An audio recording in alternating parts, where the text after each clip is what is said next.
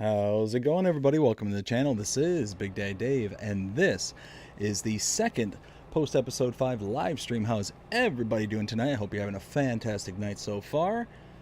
We are running behind tonight. Holy smokes. Had a bunch of stuff going on this evening and just had to get it done. Been scrambling, but that is all right. Just trying to... Let's see. Oops. Yeah, that's good. That's good. Just making a few last-minute checks. Make sure everything's golden. We've got excellent on the stream health. Let's minimize that screen. Okay. If you're out there in the chat, go ahead and give yourself a shout out. Let me know that you're out there, because unfortunately YouTube does not have any sort of roll call system. So if you're out there in the chat and you don't say anything, I am not aware that you're there.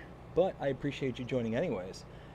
Will, how's it going? Yo, what up? Good evening, everyone. And Agrotonio is running tests on his new John Deere S7 800 series combine for all platforms. Nice. Ooh, that sounds good. Love it, love it. Can't wait to see that. Let's see. We are just getting a few last minute things squirreled away. Like I said, we were busy tonight here in the BDD household. So let's see. Oh, that is good. That is all right. All right, perfect. We're gonna wait a few more minutes just to see who else joins us. Let's see. I don't have any workers going besides that one. Let's go ahead and dismiss them just real fast so they don't keep charging me. That's probably a good idea. And we can empty them out. We'll send them on their way again and kind of go from there. Let's see. So, okay. So Will, you and I were talking earlier about, you know, the Elgato. You know, you're streaming to Twitch specifically because you don't want to get an Elgato just yet. So I suggested that you can download your stream from Twitch and put it onto YouTube if that's something that you're interested in. But yeah, no, the reason I was suggesting that is, like I said in the chat, possibly pretty poorly, but I just want to make sure I elaborated that's where exactly I started with this channel. So it's just one of those where it worked out pretty well for me. You know, I started on Twitch. I kind of started Twitch and rolled over to YouTube at the same time because of the kind of lack of engagement on Twitch. When I was kind of doing a bit of research and whatnot, what I was finding is that the kind of core audience on Twitch tends to skew younger and more into the kind of, you know, rock'em sock'em kind of, you know, kind of games, you know, the more action packed and stuff, which, I mean, makes sense. If they're younger, they're going to want something that kind of flashes and keeps their attention kind of, you know, to whereas Farming Simulator, you kind of have to, you know, the audience will tend to skew, you know, more in their 20s, 30s, and 40s kind of thing. So it was one of those that I found out pretty quickly, at least for my channel, my purposes, that wasn't the best platform to work off of.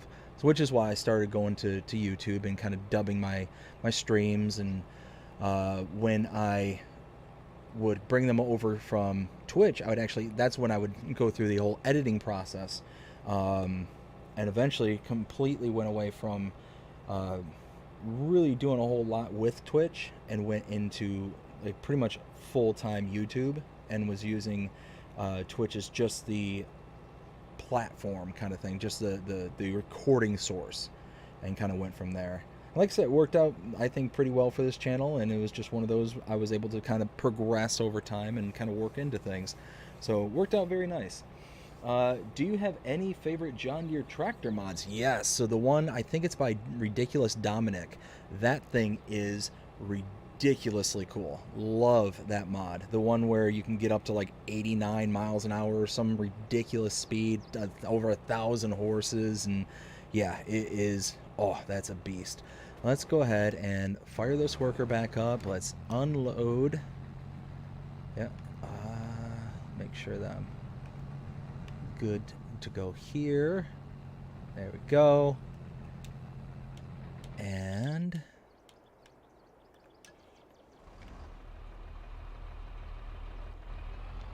get the worker turned back around. Something like that. Perfect. There we go. So that's going to keep on rocking and rolling. Let's get this going. My favorite small John Deeres are the John Deere AB by EY Modding and the John Deere 4020, 4010, and 4000 by EY Modding. Yeah, those, yep, also very good. The reason I like the ones by Ridiculous Dominic, I think is kind of the same reason that Mr. Seeley P likes them, is that they work very, very well on my test maps, and they allow me to kind of jet around super fast, get things done that I need to get done very quickly, and then can kind of go from there. So that's my purposes as to why I like them, and it works. I mean, it just works. So that's, I think, the key to any good mod, especially when it comes to like a tractor or anything like that, is you get that kind of really good workable unit, and then kind of build off of from there. So let's see, we are just getting ready to, there we go. Oh, and we did it again. Where's Brittany when you need her? You know, oops, I did it again. Come on. You can give... I require freedom! Come on. There we go.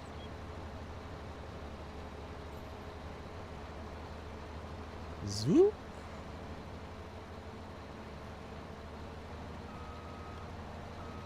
There we go. Now we're talking. All right, so gonna mow this field, get this all taken care of. We'll be able to kind of follow along with the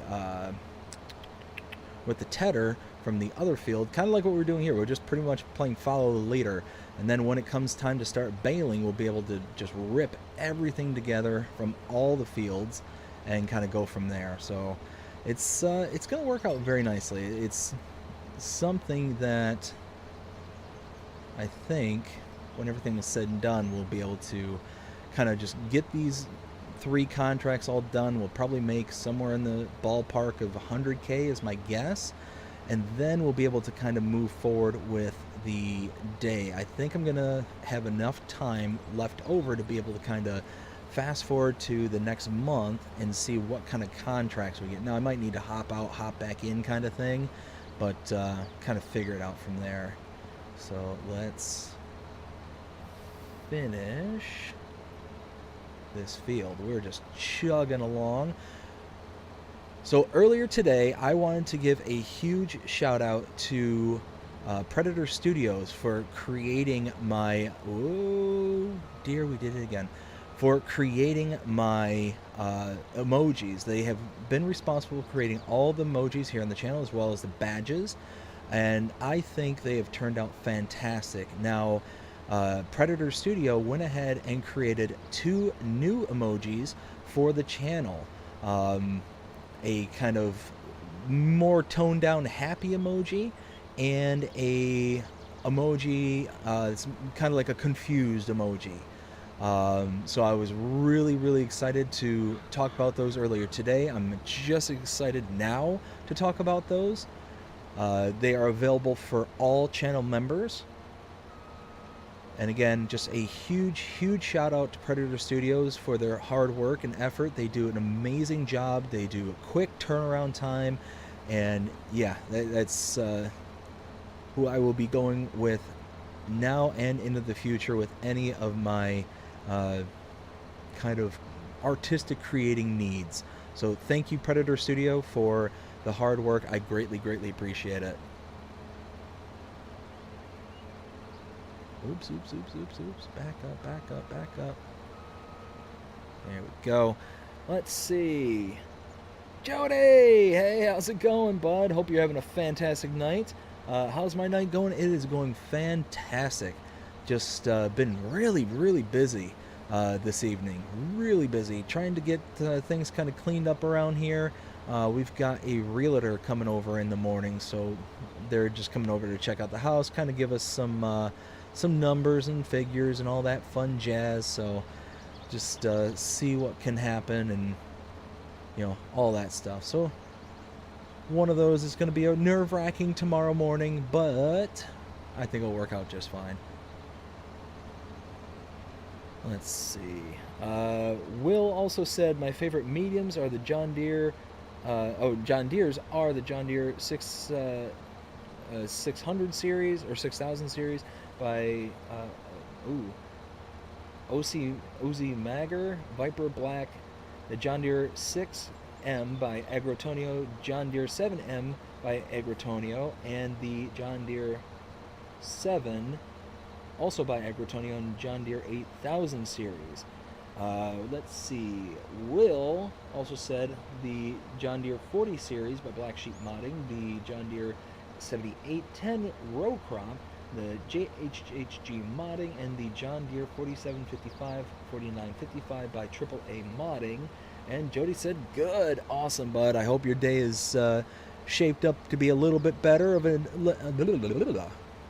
Yes, words. Hope your day is shaped up to be a little bit better than it was earlier. That's the combination of English words that I was looking for. Let's go. Ken, hey, how's it going, Ken? Hope you're having a fantastic day so far. And Bex, how are you doing, Bex? Hope you're having a great night so far.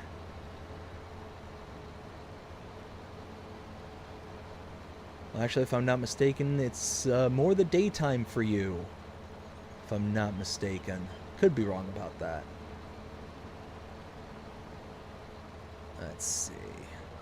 Now I think I might be able to set the worker off here pretty quick. What's the orientation of the field? Yes. Oh, hey. I'm being a little overzealous. Let's get back over here.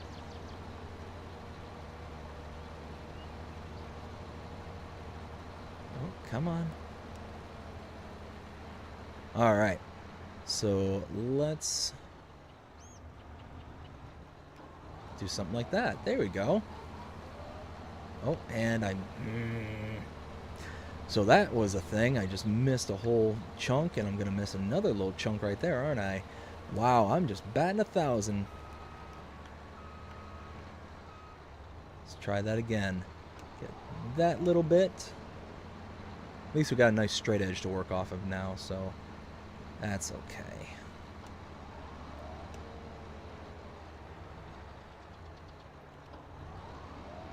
Now we're talking. Let's see.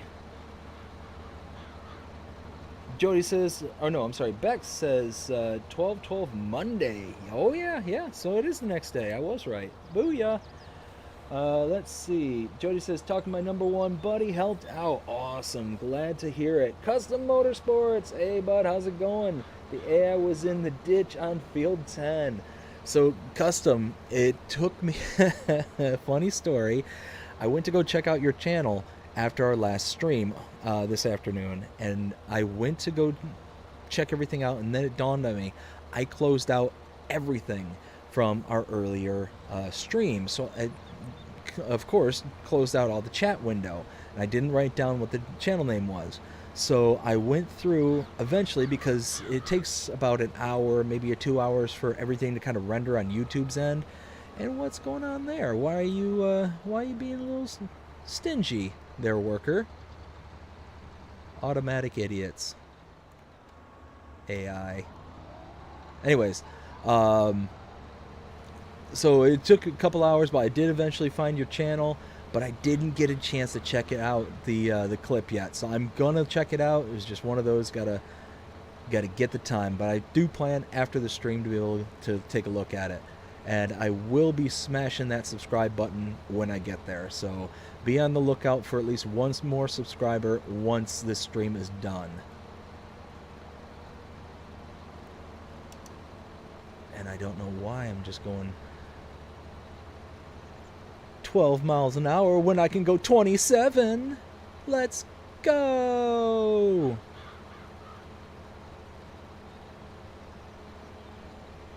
Shazam. Oh, and we even missed a little bit over here. All right. There we go. Something like that. All right. So we've got, let's see, Will saying that my favorite large John Deeres are the John Deere 8030 by Agrotonio, John Deere 7R US series by Custom Modding, John Deere 8R series custom modding, and the John Deere 9RX 2022 series by Sid Modding. Let's see. Ken says, "Yep, it is." Yes, agree. Will says John Deere 9020 and 9030 series by Sid Modding, the John Deere 9R RT RX 2019 series by Sid Modding, John Deere 8760 to 8960 by Sid Modding. See, Will, you are an encyclopedia of mods. That is amazing to be able to just boom, boom, boom, boom, boom. That's awesome, dude. Yeah, those are some great ones. Jody says, are you doing a contract? Yes, so these are the same contracts that we were working on earlier today. Just basically paused the game earlier today and just came right back to it, so I didn't miss out on anything. So yeah, these are the same exact ones as we were working on earlier in the stream from this afternoon. Let's see, there we go. So yeah, we got the 2 baling contracts, both of which are hay contracts. I mean, those contracts alone are going to be almost 60 grand. And then we've got the harvesting contract over by the farm there for another 12 grand. Yeah, we're going to be doing all right. We are going to be doing really, really good. So let's see. How's the other? It's full again. Holy smokes. Where are you? No. Oh, I'm looking backwards. Ay.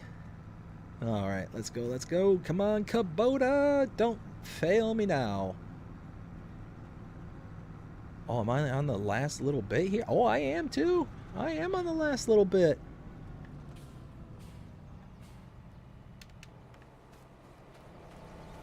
Let me go.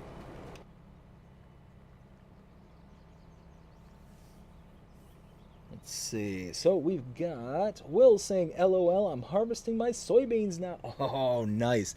That couple of fields that you had left over, right there, bud?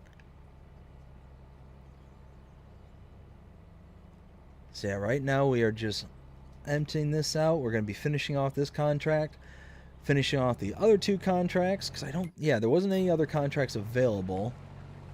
Oh yeah, we're missing just a little chunk here and there. Yeah. Yeah, can't just finish out in one clean pass. That'd make too much sense. There we go. Let's get this. Alright, yeah, put the pipe back out. That's fine.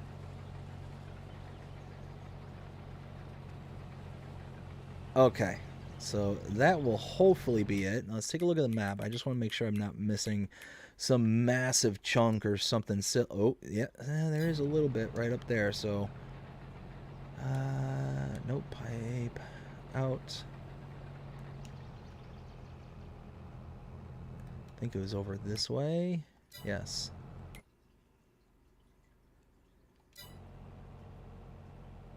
Okay, where are you at? Oh, right in front of me. Dun dun dun dun dun dun dun dun dun dun dun. I'm coming for you, Rye. You're mine. There we go. All right.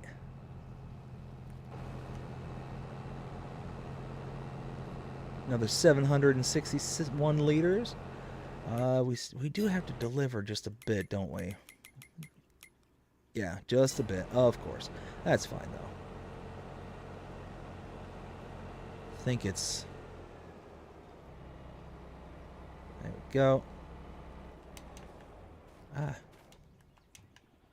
Okay, so we're at 98%, so it's not going to take much. We're going to have a good chunk of rye left over. Now, let me ask y'all, maybe somebody here in the chat knows, does the... is there somewhere on the map, production-wise, that... is there a place that takes rye as an input somewhere here? I would assume that the grain mill does. But I'm just curious, because I'm going to have a fair bit left over, but you can't use rye for your chickens or anything like that, so there's really no good use for it for me at the moment. Will says, yep, awesome, I was right. So yeah, I'm just curious if anybody else who's playing on this map knows another use for rye other than just kind of selling it off real quick, then basically I'm trying to gauge whether or not I want to save this for future productions or if I should just offload it and be good to go, kind of thing.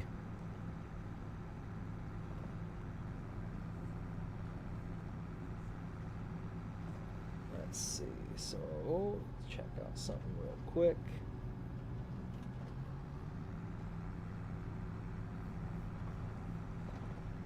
There we go. Oh, hey.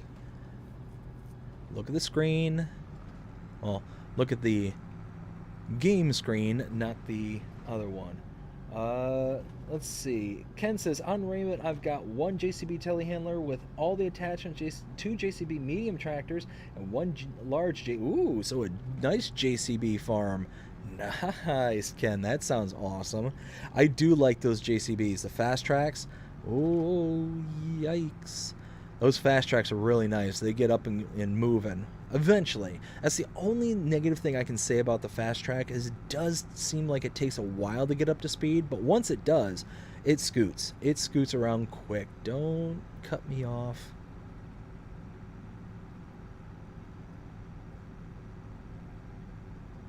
All right. And then we'll take the leftovers back to the farm. Like I said, I'm thinking I might have, like, I don't know, 15,000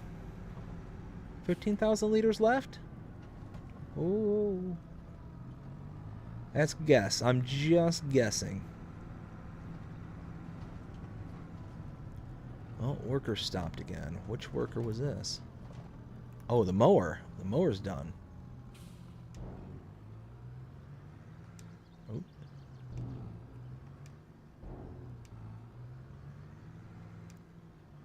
Oh, wow. So I was wrong. Oh. 12,492. Not too shabby. Okay, okay. Let's go tuck this away back in the silo. Back on the farm.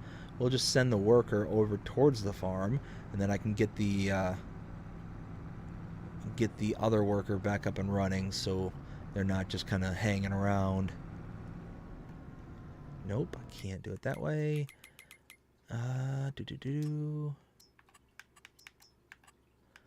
Actually, I wonder. Farm silo?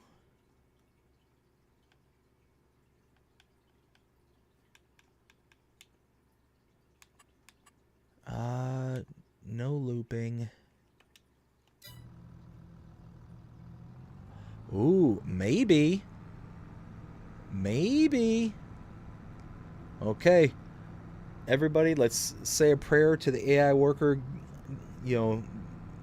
up high. Hopefully the AI worker will be able to kind of, make it there without messing up too badly. Especially considering that this near 12,500 liters is mine now. Yeah, let's all hope. a hope. All right. Okay.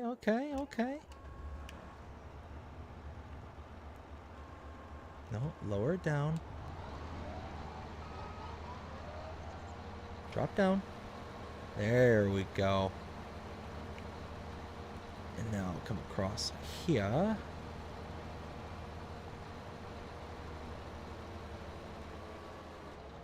No. That's not what I want you... No, that's still not what I want you to do. What are you doing to me? There we go. Now...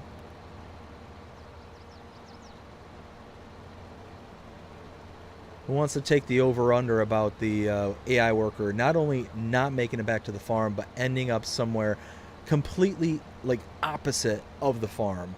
Like, I don't know, the middle of... I'm halfway expecting the worker to end up in the middle of that pond.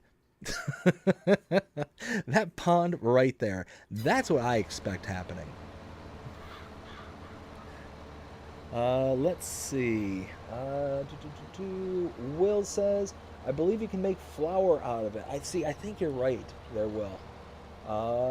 Ken says, doesn't the bakery take Rye to make bread on Alma? Might be wrong, though. See, again, I think y'all are right. I think that one of them takes it. It's either the grain mill or the bakery. I'm not sure. Will then says, I'm looking right now. Appreciate it, bud. Thank you.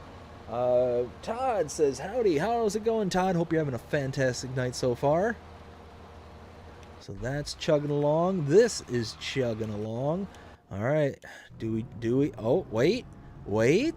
Oh, okay. So far, those AI workers taking it. I have not taken control. As a matter of fact, here, just to prove that I am not in control here. That's not me, and I'm not looking where I'm going. So, the AI worker so far is making it. Now, see, I just started talking about it. I probably jinxed it, and now it's going to start cutting across the fields and going all over that. Oh, wait, that's the driveway. Oh dear. It might be. It could be. No. Are you actually going to make it to the silo? Boop. Oh. Maybe.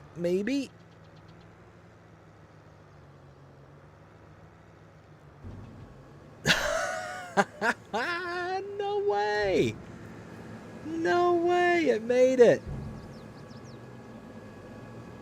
Look at the AI worker go. What a champ. Let's give the AI worker a round of applause. Let's do all the celebration emojis that we can find. Woo! Let's go. All right. Holy smokes. I guess there's a first time for everything. Nice. All right. So the mower is a mowing. You know what? I might... You know what? I might regret this. I just might regret it. Oh, wait, it's over here. Where is it? Yeah, there it is. I might end up regretting this, but I'm going to grab the other tedder, and I'm going to start tedding the others. Oh, wait. What am I doing? Start tedding the other section. Might live to regret this.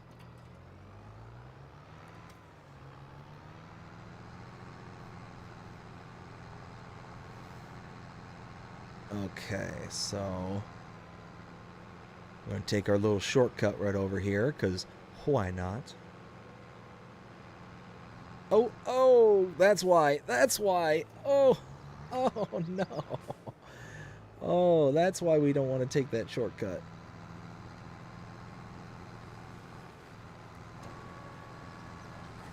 Okay, so if we get this big old behemoth.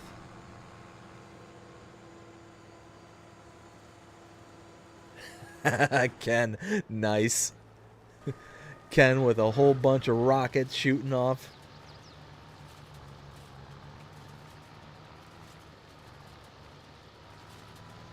There we go. Alright, let's hope for the best with this one. Because, like I said, I'm not too hopeful with this one just because of how bad it did with the last time. So yeah, that's chugging along. Will says you can't use rye for nothing. Oh, that's a bummer. Alright, well, I will probably eventually go back and sell it off, because I can't use it for nothing. No sense in keeping it. Worry about that later, though. Alright, let's finish this section off. Oh no!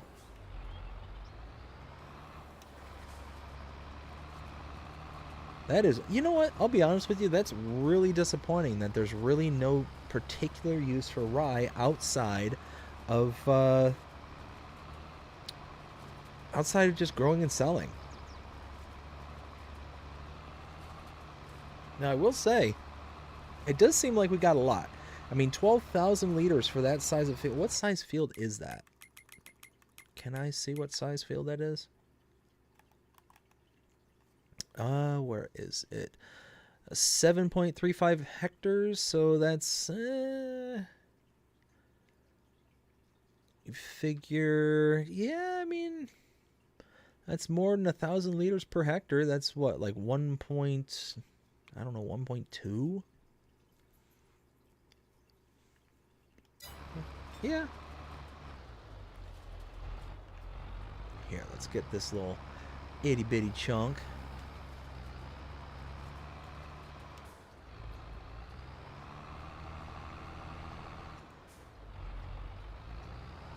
And then this chunk here.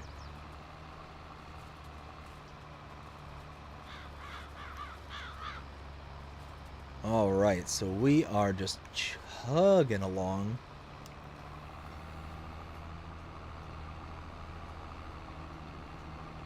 Alright, let's get this over to the other field. We got this worker. Oh yeah, other worker's doing good. Let's see, I can leave out of here. Let's fold this up. Oh, nope, nope, nope. Wrong. See, I was trying to give them a compliment. I was trying to, oh yeah, they're doing good. They're doing fine. Nope.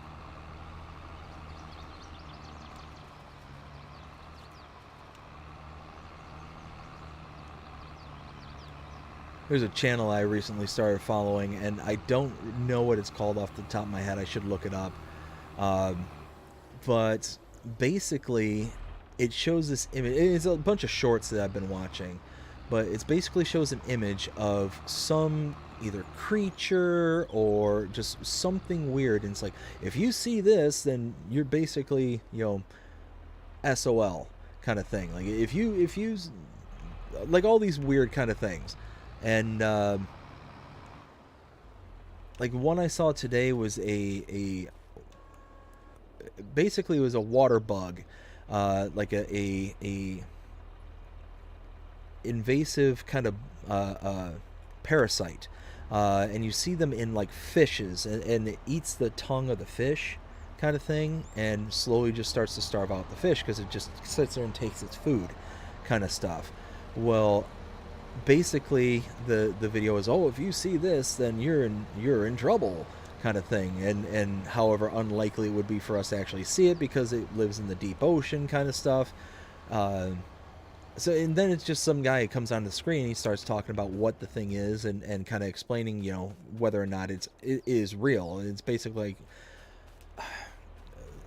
like the shorts version of the Mythbusters is the best way I can, whoops, wrong one, is kind of the best way I can describe it.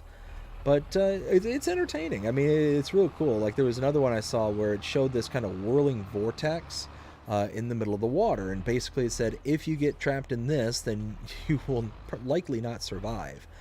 And he's like, without a doubt, you will not survive, kind of thing, if you get trapped in one of these. And essentially, he explained it as this kind of system where in certain man-made lakes and stuff, there are these pipes that will be under the surface of the water, and they allow for the drainage of water from a higher elevation where the lake is to a lower elevation. And whenever that lake kind of gets flooded, it prevents the lake from flooding to such a catastrophic level that it would kind of flood out the entire valley that may be surrounding it, kind of thing. And most of these pipes have things like, culvert drains and stuff like that over them, so like somebody can't just come swim up to it, kind of thing. Well, this one that they were showing had no such cover over it. So it was just one of those, if you went down it, you're going down this deep, long tunnel, and then eventually into, into the drainage kind of thing. So it's just, yeah, it's an interesting channel, but there's that nope kind of thing that plays very often on it, and it just kind of dawned on me that that's what I've been saying this whole time here tonight, and or at least in my head, that's the way it's coming out. And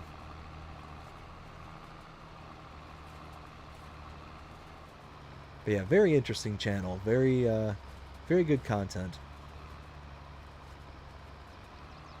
Let's see. Where was I? In the chat. Ken says, guess you have turned it into flour before taking it to the baker. Okay. Wilden says, you can't turn it into flour. You missed some, BDD. I missed some? And then that sad face sucks. Then rye is just a cash crop then. Yeah, that is what it sounds like. That's unfortunate. But it's not a big deal. It's not the end of the world, as I like to say. If it's a cash crop, it's a cash crop, and that's all right. It's just one of those that I'll have to. Oh darn! I'll have to make more money. Shoot, golly gee. Oh goodness, that's all right though. So we are just trucking along here, trying to get these 2 contracts that are remaining done. Once that happens, we will likely skip into the next month and go from there. Let's see, how's the other worker? Other worker's chugging along. Likely they're going to miss something. So we'll have to go back and clean up their boo-boos. That's all right.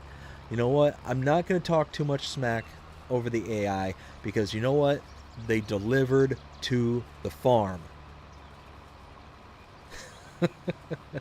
And I'm actually ecstatic about that, because I can't tell you the number of times where I just want to be able to set the worker off to go to the farm to drop something off, to drop off like the remainders of contracts, just like we did just there, and I can't do it because the worker doesn't recognize her. They just can't figure out how to get there.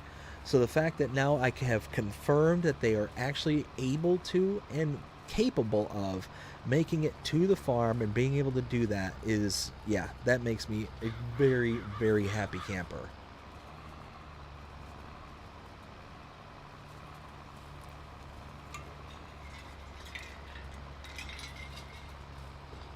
There we go. So yeah, no, it's one of those that, although I love to give the AI workers, a bunch of grief in this game, this one I will give them a pass, a small pass.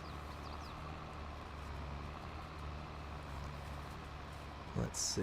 So how is that? The other workers, okay, they're still going. Yeah, they're still going, so that's good. I'll likely get one of the workers on the north end. I'll have the other on the south, and then we'll just kind of meet in the middle. Oh, that's a good song. I haven't heard that one in a while. I can't remember who sings it, though. It's not Alabama, is it? No. I'm in Rio? No. Oh, there they are. They're done. Let's see how they done. Oh. Why? Why are you doing this to me?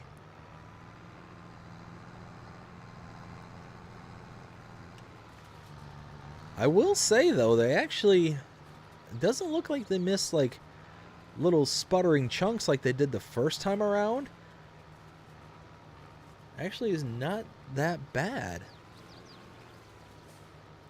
Cade, how's it going? Yo, long time no see. Haven't been able to watch in a whole... Oh, well, hey, bud, how's it going? Hope you're having a fantastic day. Glad to see you're able to come by and hang out with us here tonight.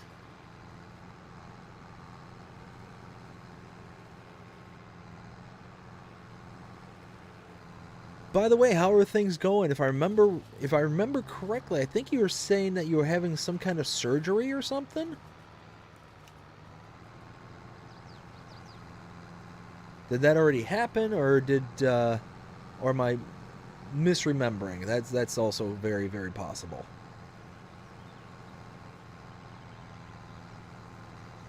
All right, let's fold that up because it actually looks like they actually looks like they did a halfway decent job.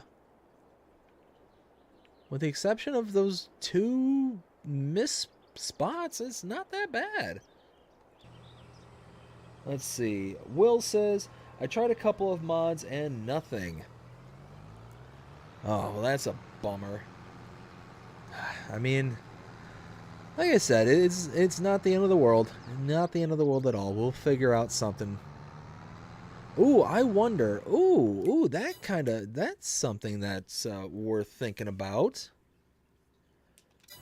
So, auger systems. Who here has used...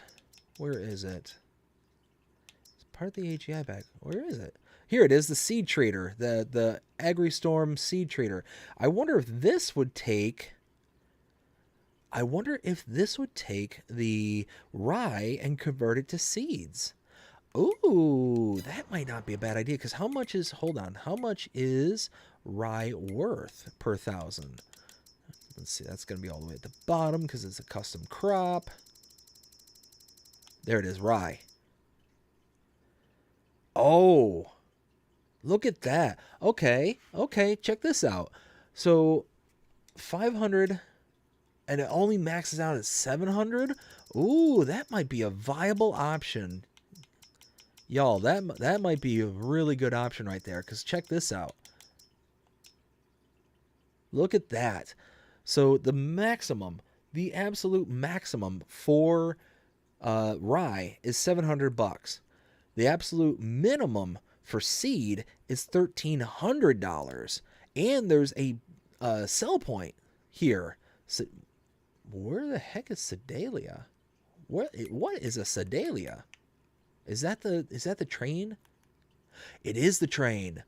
Oh, so we could okay. So check this out. We could convert it to seed and then double our money, almost double our money that way.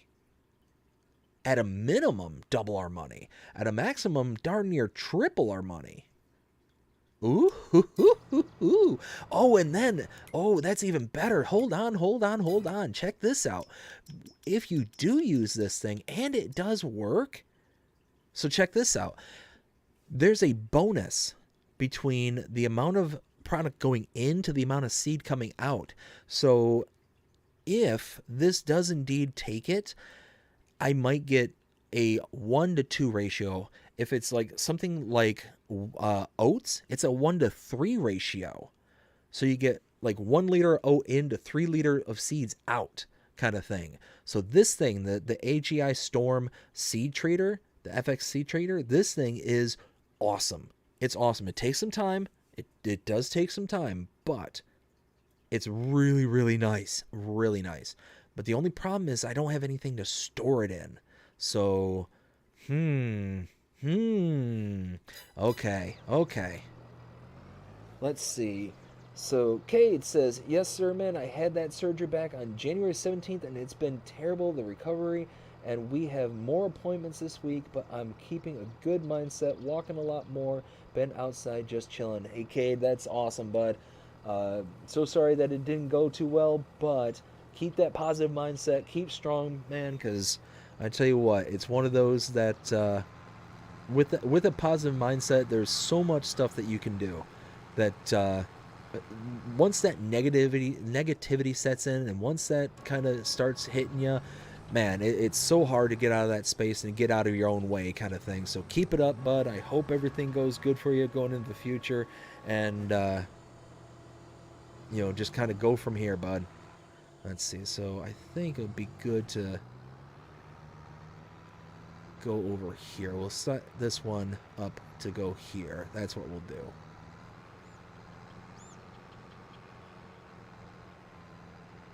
Yeah, so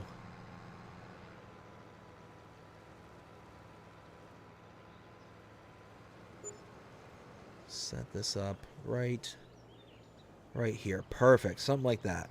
So we'll turn that off right now because we got to finish doing that kind of headland first. So let's see.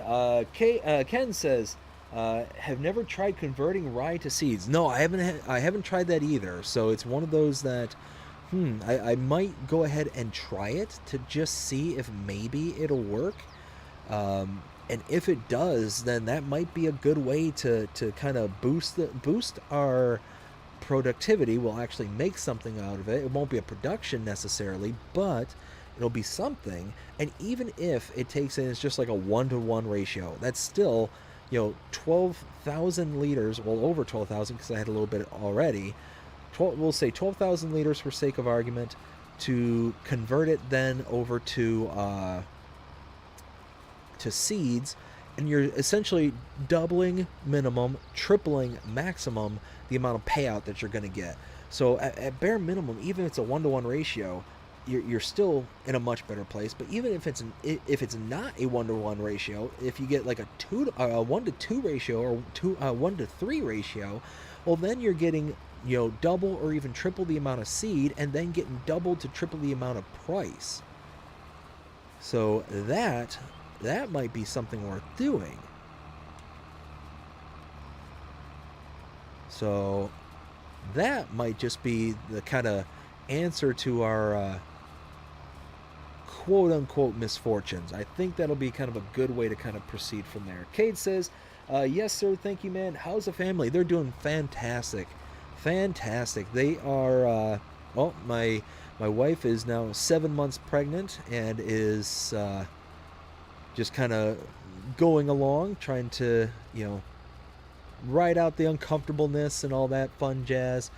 And the little one, she's doing fantastic. We just put her down about an hour ago, and we're hoping that the time change isn't going to mess with her too badly.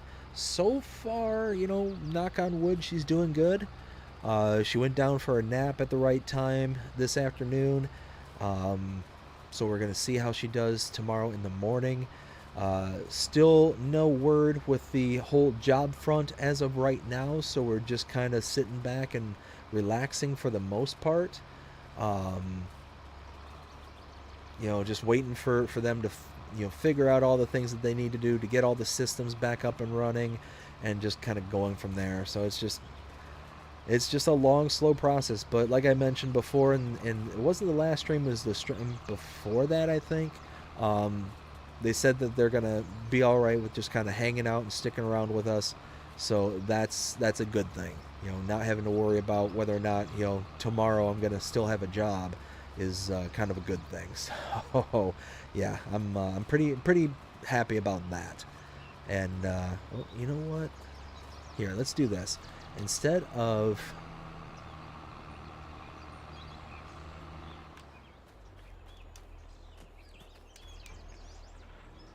using the little one,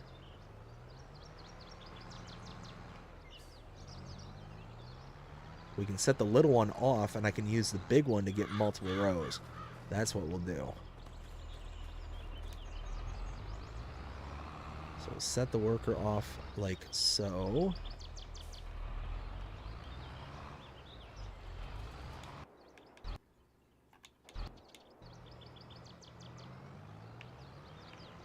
And then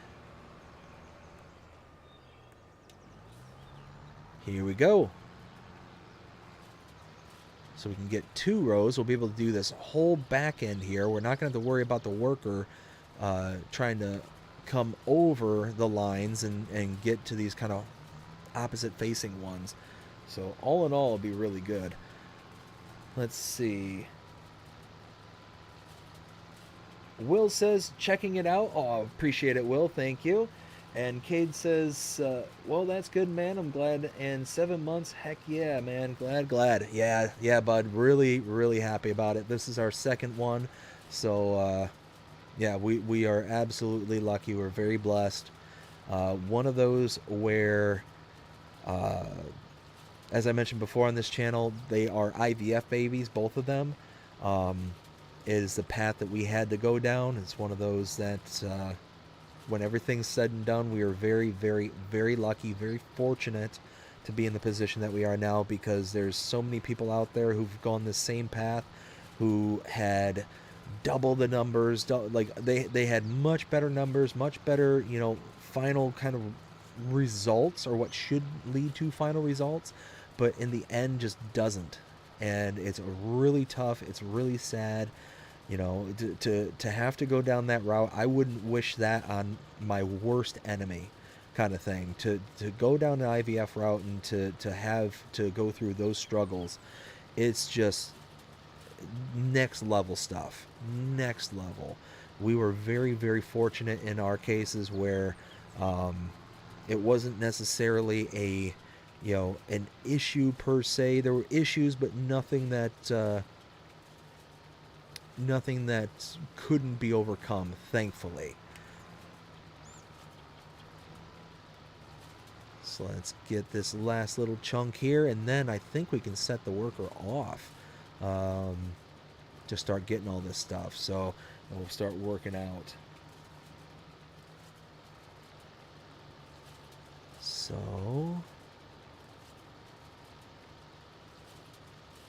let's see. Ken says, question, can you put manure on canola crops? So are you saying it's like a base of fertilizer? Because if you're talking about that, then yes, I believe you can, but it also depends on what stage they're in. If they're like beyond stage 1, then you're gonna have to have a tractor and a kind of manure spreader, in which will take thin tires. That way you don't destroy your crop, kind of thing. But if it's not in stage 1, or that you don't have the thin tires, then just going over it with a normal tractor, you're gonna basically crush everything beneath your tires, and it's just not gonna work out in the end. So one of those kind of gonna have to figure out what specific scenario you're talking about there.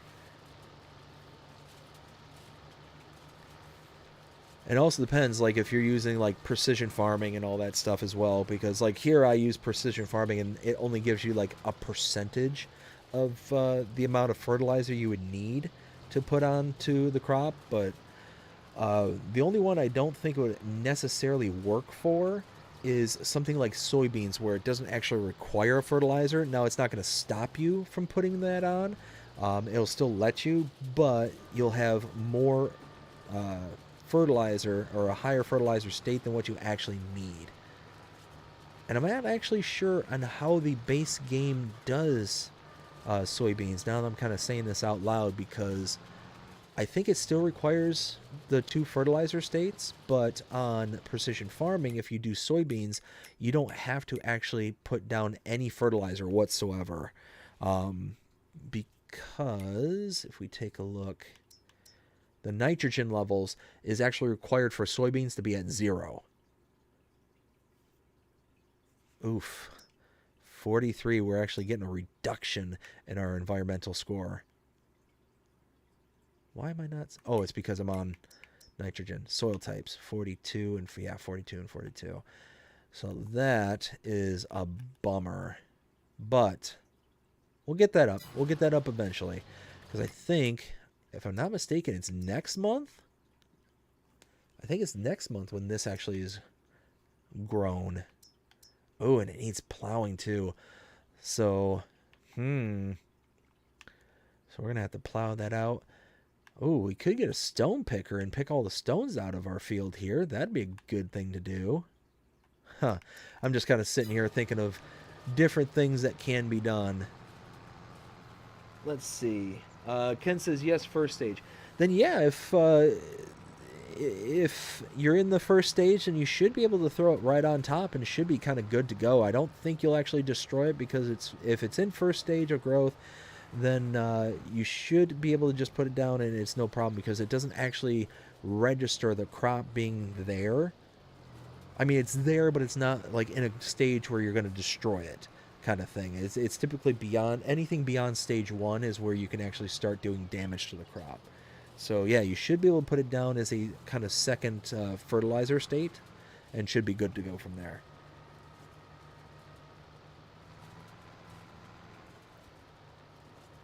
Let's see.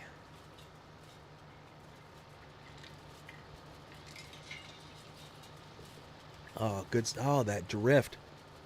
I didn't have a chance to fix that drift, and it's driving me nuts. It is just driving me nuts. Because it's one of those where it's just that I'll lose focus and I'll look over somewhere else. I'll look at the chat or something like that, and then I'll look back and it's like, I didn't leave that camera angle like that. It's like, hey, what are you doing? Let's see, how's this? Oh, what? What are you? What do you think you're doing?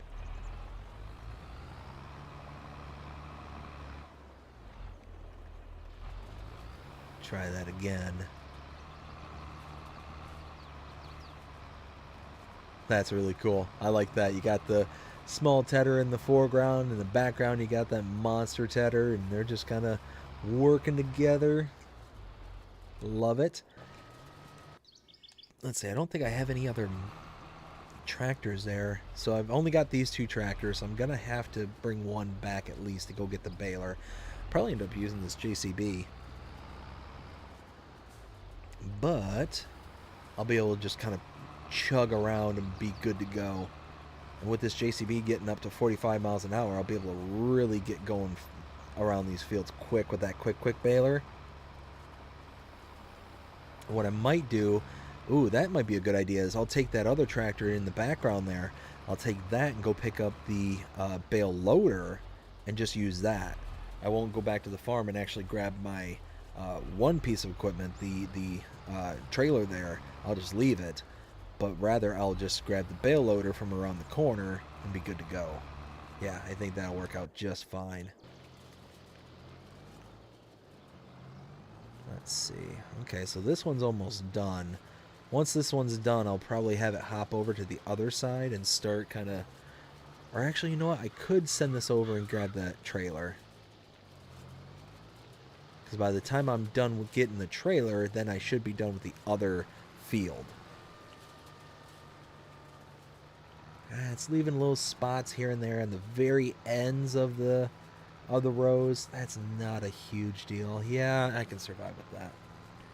See, Ken says, only reason I ask is showing as a dark green on my precision. Oh, so if you are using precision farming, then it's going to... So wait. Let me make sure I understand. So you're using precision farming or the precision farming DLC. This screen here, if you're using this and it's showing as a dark green, like 200 kilograms per hectare, then you might not be able to. It might be at the maximum that it can take for that particular field. So you might not need to do it.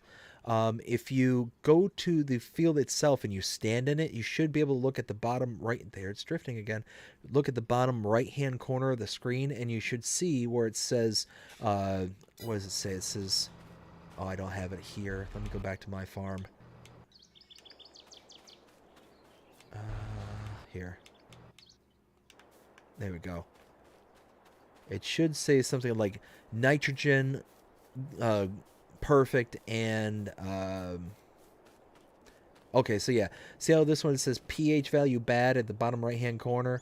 It should say perfect, if it has perfect pH, and it should say perfect nitrogen as well. So neither one of mine are good whatsoever. I need to kind of pick these up and get these kind of back up and running. But yeah, no, it's one of, oh, see, it messed up again.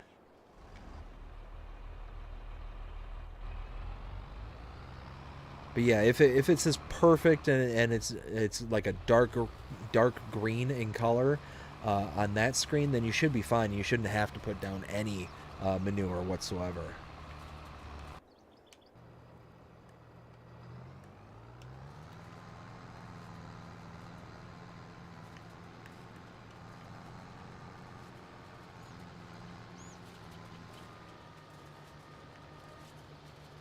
So we're just going to help this one along because it is just not working for us. It's just wanting to do its own thing. That's alright, though. That's okay.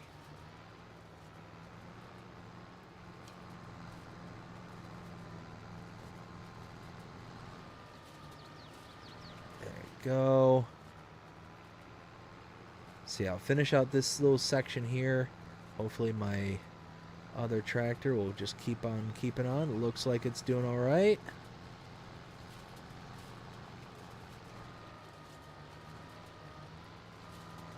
There we go. Let's fold this away. We will dump the tedder here in this field, this neighboring field.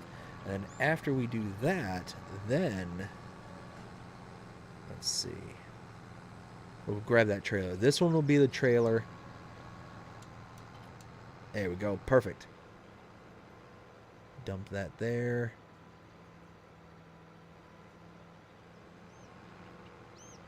Let's see. I think. Yeah, it's over here. It's this big silo system where I can kind of cut through. Let's see. Ken says, I know you can get, you can put it on the before you plow or harrow. Yeah, so you can definitely put it on before you do either of those, and you can put it on afterwards. It's just I'm wondering if you necessarily need to based on what you're saying. So it's one of those, you know, definitely double check before you do it, because if it's in the green and whatnot, then you might not actually necessarily have to. There we go. And then once we let's see. Yeah, once we get the other tractor freed. Oh no. This was so much easier when there wasn't any leaves. There we go. I'm thinking something like right here, maybe? Ooh, good timing. Got here just before the worker took off and left the engine running and everything. Nice. Nope, that's not the exit. This is the exit. Alright, so let's go grab the baler. Dump that there. Oh no, it tipped over. Oh no. Alright, so boogie over here. Will says, I've tried doing carrots yet. Have I tried doing carrots? I have. I mean, in contracts and stuff, I've done carrots. I mainly did. What was it? Wait a minute. Wait a minute. Wait a minute.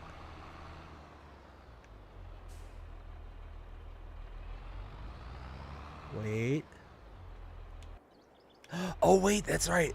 Oh, whew. Oh, my goodness. I almost forgot.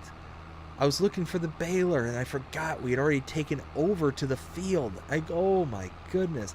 I'm sitting here having a little panic. I'm like, no, where'd it go? What happened? Where's the baler? No, it's the quick baler, too. I'm sitting here thinking, oh man, I'm going to have to windrow all this mess and I'm going to have to do all this extra work, and no. It's all right though. I remembered.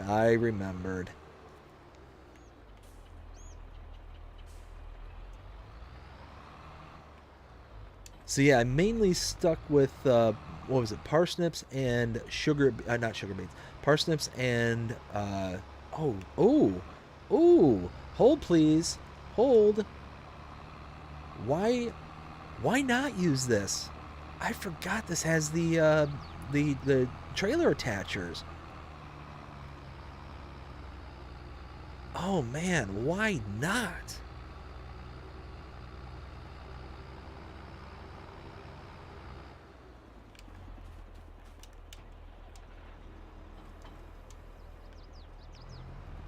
No, let go. All right. Chuck this over here.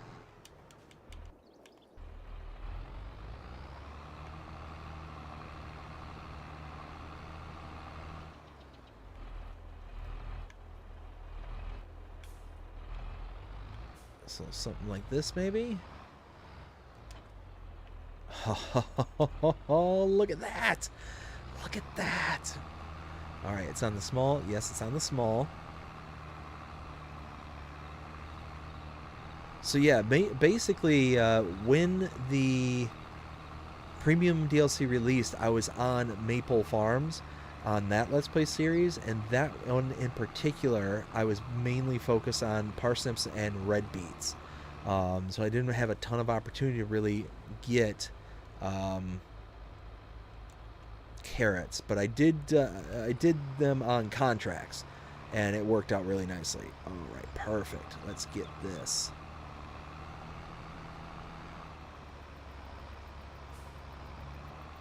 Try and get that chunk. Yes.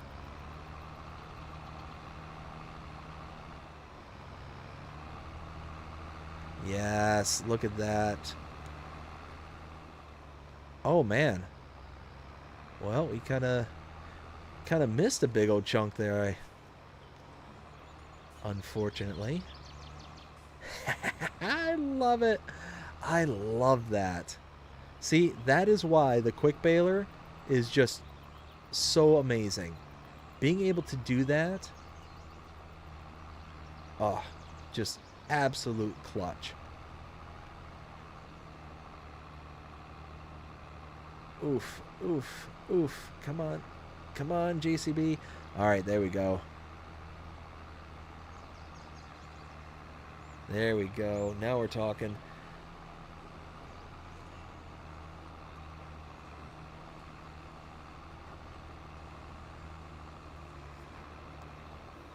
Oh, man, look at that. This is just chugging along.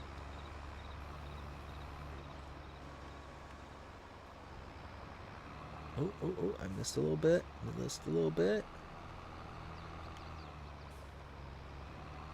Let's see. So, Ken just says it's saying my nitrogen is bad after applying manure on my crops after skipping months. Really? That seems odd.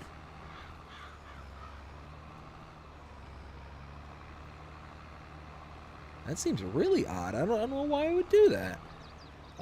Will says you can't make seed out of it. Just try it. Oh no! Oh, what a bummer. All right, Will, I appreciate you testing that out for me. That certainly saved me some heartache. I would have been so bummed had I went through, bought that auger, and just turned out nope.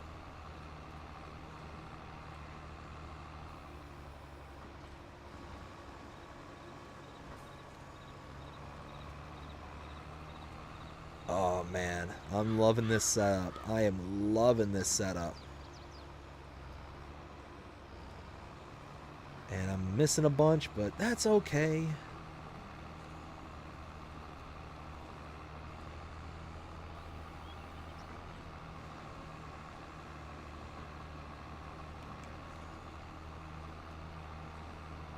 Let's see, and it just dawned on me. It just dawned on me that my trailer isn't showing up how much bales are on the trailer. Huh, that's... Let's see. Jalen, hey, how's it going, bud? Hope you're having a fantastic night so far. Let's see. Will says, just saved you some money. LOL. Yeah, he saved quite a bit because that seed treater is not cheap. And the treatment itself, again, not cheap. So greatly appreciate you doing the research on that because that definitely saves some time and money. Like I said, I would have been sad. But I tell you what, that would have been a really good use of that seed. I'm really kind of bummed out that doesn't work.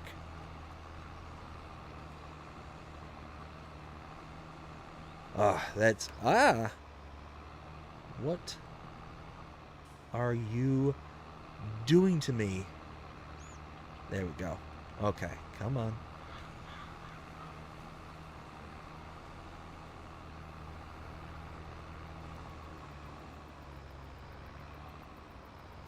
Oh. Make it around the corner. There we go.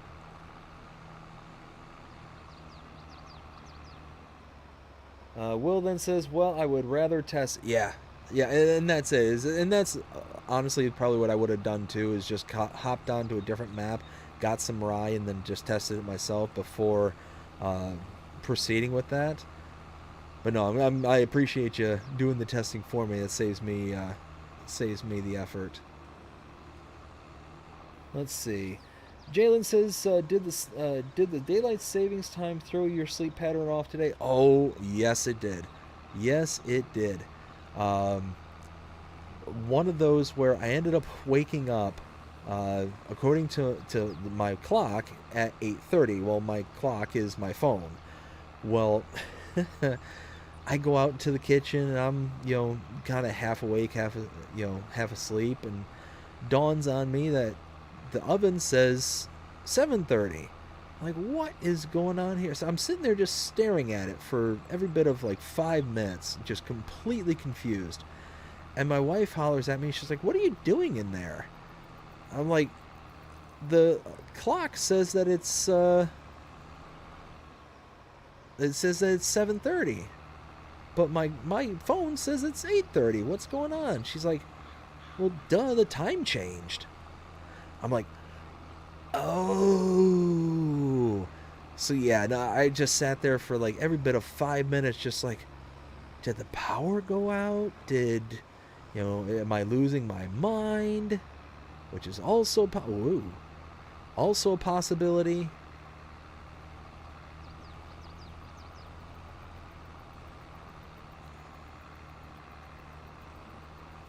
All right, check it out. So now let's do this. Let's turn that off. Now I think, if I'm not mistaken, I can uncouple, unfold. Yes, okay, you can. So check this out. Oh, now how cool is that? So for transporting, you can go like this. And with this JCB, this is going to get there at 45 miles an hour. At least I hope it will. And then, oh man, that's awesome. So yeah, we have to stop every 24 bales, but why not?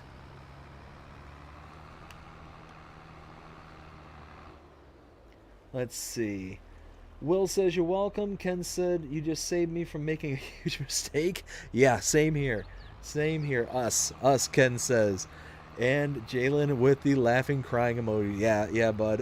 Holy smokes. I was just sitting there just in my own little world. It's like, okay, my phone says one thing, the oven says another. Why is this? And of course, my investigator mode kicks in, and it's like, okay, like there's got to be a reason. There's got to be something. And instead of just being like, hey, sweetie, why does the oven say this? Instead of just, nope, I did the thing where I'm just like, no, I got this. I can figure this out. Oh my goodness. And then a matter of 0.025 seconds, My wife makes me feel like a not so smart guy, which is okay. That's okay. She didn't do it on purpose. All right, now.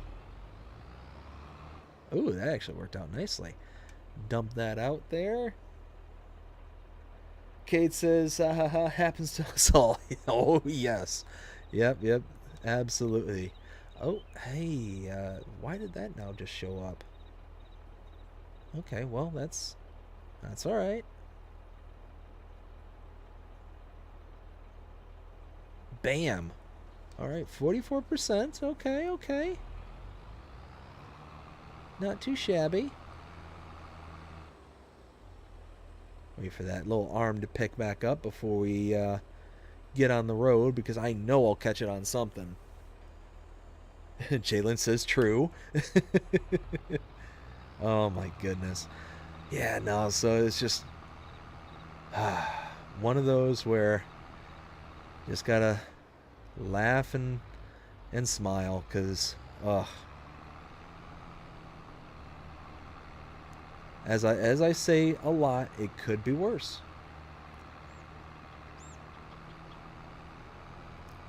And what's a day without me feeling like I'm just losing my mind and slowly slipping into senility? Why not? That just sounds like a day that ends in Y.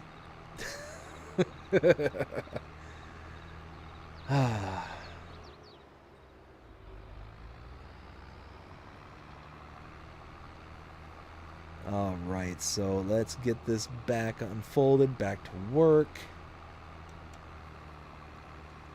I tell you what, this is a cool setup. I love this baler. I absolutely love this baler. Oops, wrong.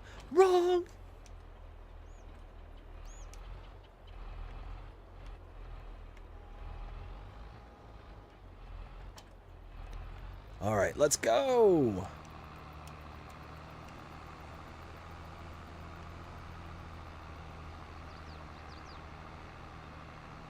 Let's see.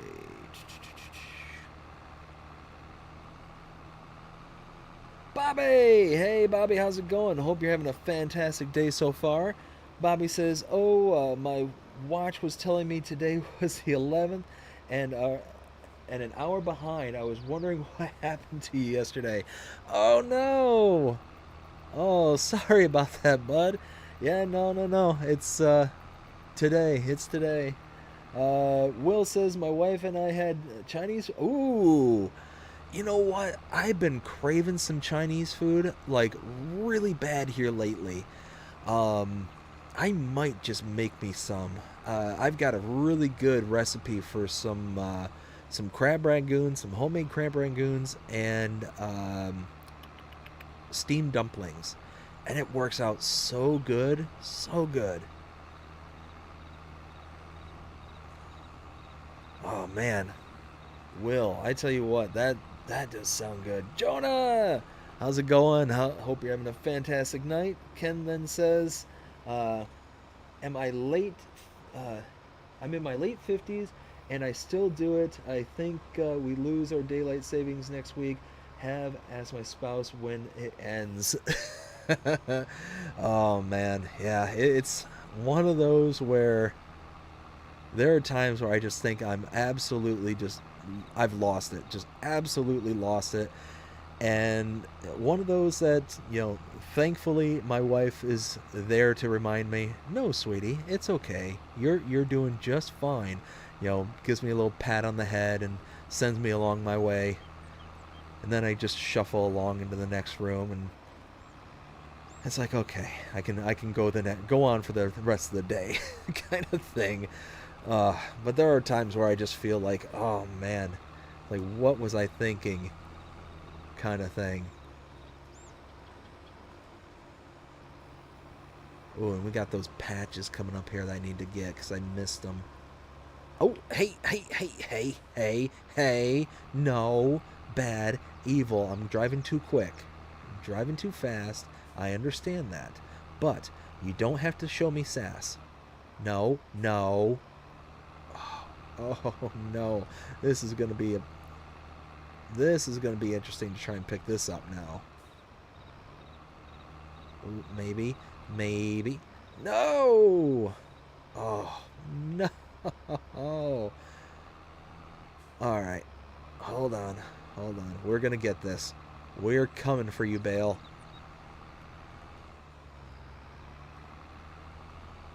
No, where did that... No! Why? Why are you... Oh! What are you doing to me? Nope. Oh, it hates me. It absolutely hates me. It doesn't want to get in there. Come on. Come on. Okay, maybe sneak up. Yes!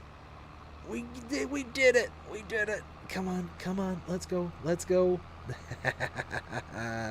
Now we're talking. Woo, man. All right, there we go.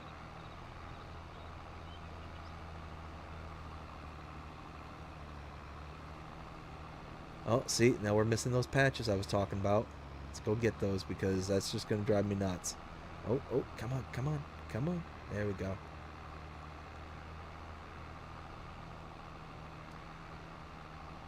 I'll catch up with the chat here in just a second. I see it moving out of the corner of my eye.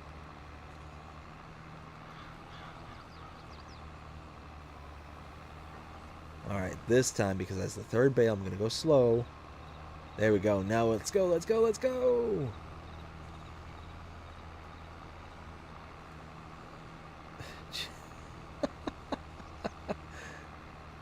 What are you doing, sunshine? My dog, for some reason, stood up. She's sitting in a dog bed in the corner of the room. She stood up, looked at me, burped, and then turned around, laid back down, and now she's promptly fallen back to sleep. Don't know what that was about. I guess she felt the need to share.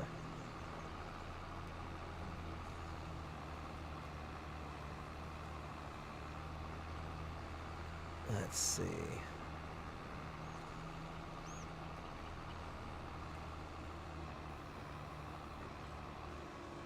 Okay, so the counter is working on the trailer. It's just not filling up the percentage bar for some reason. That's weird. Not a big deal. Not a big deal.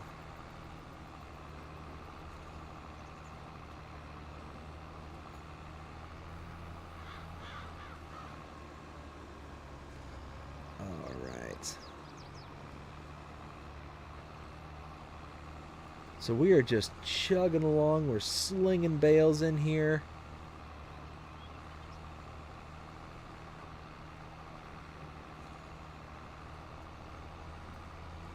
There we go. 21 bales.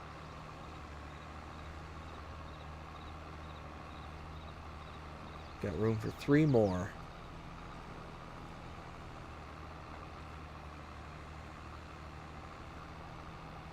Two.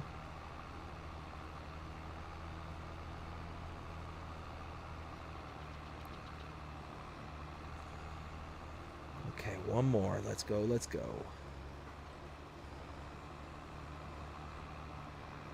Once I get this trailer full, I'll take a look at the chat and catch up real quick, and then we'll go and deliver this load. There we go. Full trailer. Stop the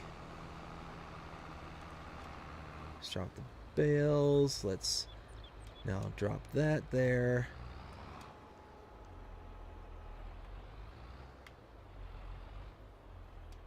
Oops.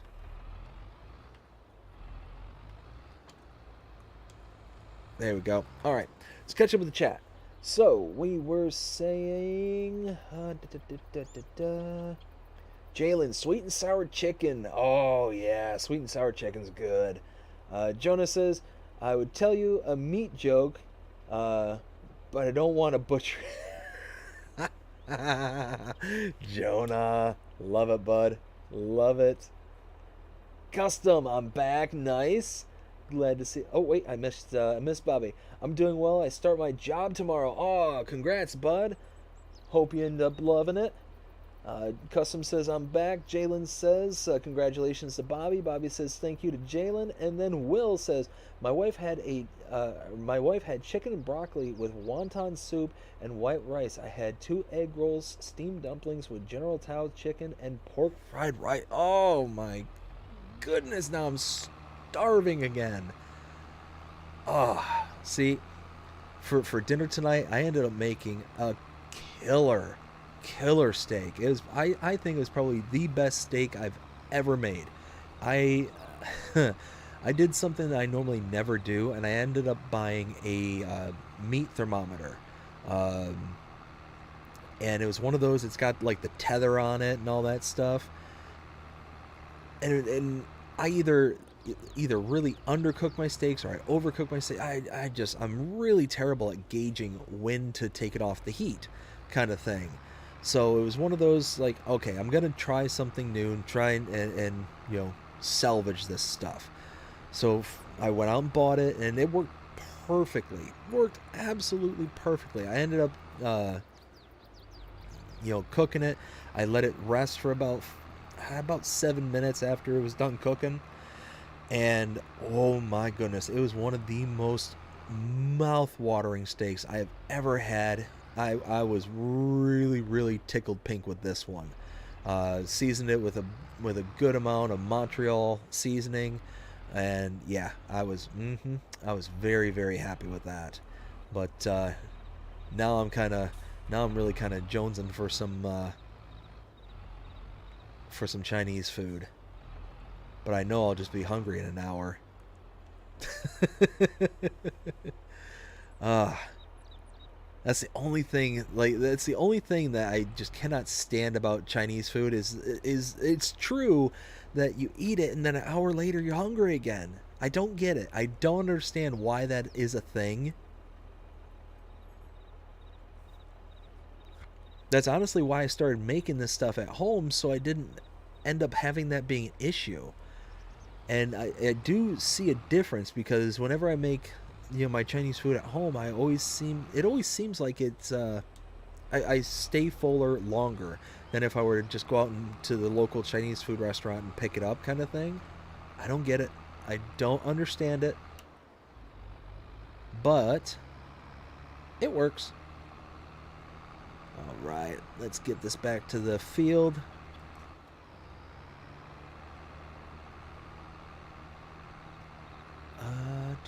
Do.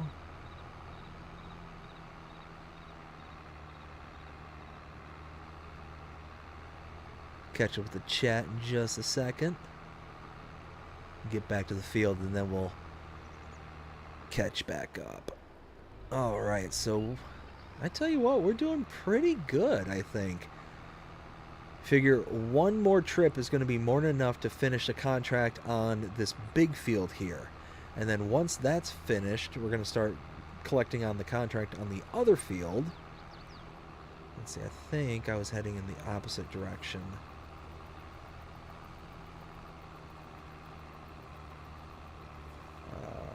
Let's see. Yep, there it is. All right, perfect. So let's go ahead, uncouple, unfold.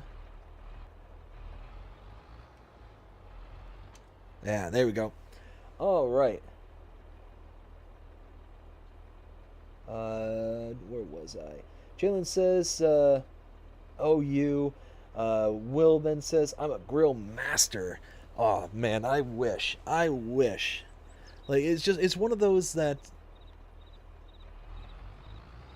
I mean, the steaks I did before today they were good. It's not like they were,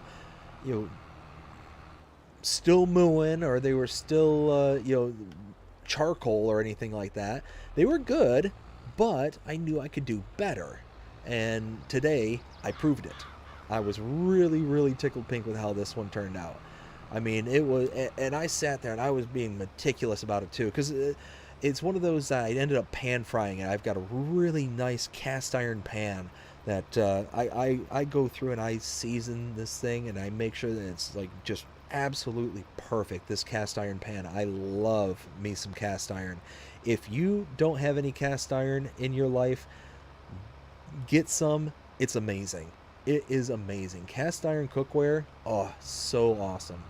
Anyways, um, so I ended up pan frying it, and what I ended up doing is I put down, just a thin layer of oil down at the bottom, and then, uh, as it was cooking after it was seasoned, I patted it dry and all that stuff. I ended up cooking it in the pan with a little bit of garlic butter on top, right? And so it's already seasoned. It's got the Montreal mix seasoning, the salt, the garlic, the pepper, all that stuff. But then I put in some of this garlic butter that I made like a few days ago, um, and I just let that kind of sit there and warm up with the steak. And then once it's ready to flip, I flip it over to the next side, and it starts melting that garlic butter underneath there. It keeps it nice and tender and moist. Then you take a little bit more of that garlic butter and you throw it up on top there. Oh, oh yes, I was a happy boy. And then I ended up making some really killer sweet potato fries. Those things turned out, oh man, were those good. Um, and they're so ridiculously easy to make. The ones that I make, I end up making, they're just a cut up sweet potato. I actually ended up cutting my finger really bad making them too. Um, so I've got this really nice French fry cutter, and occasionally I'll sit there and use it for the sweet potatoes. But for some reason, I think I might be getting a hernia in my stomach, um, because if I activate my stomach muscles, then it's very painful. It hurts, kind of thing. Um, I've talked to my sister-in-law who's a nurse, and she said it might be a hernia, might be something else, you know, but she's kind of leaning towards the hernia, and I am too. But it was one of those where I was trying to use that potato slicer, the fry maker, and it just nope, just wasn't able to do it. Every time I tried to give it a little bit of torque, I was hurting my stomach. I'm like, okay, we're not going to be able to do this.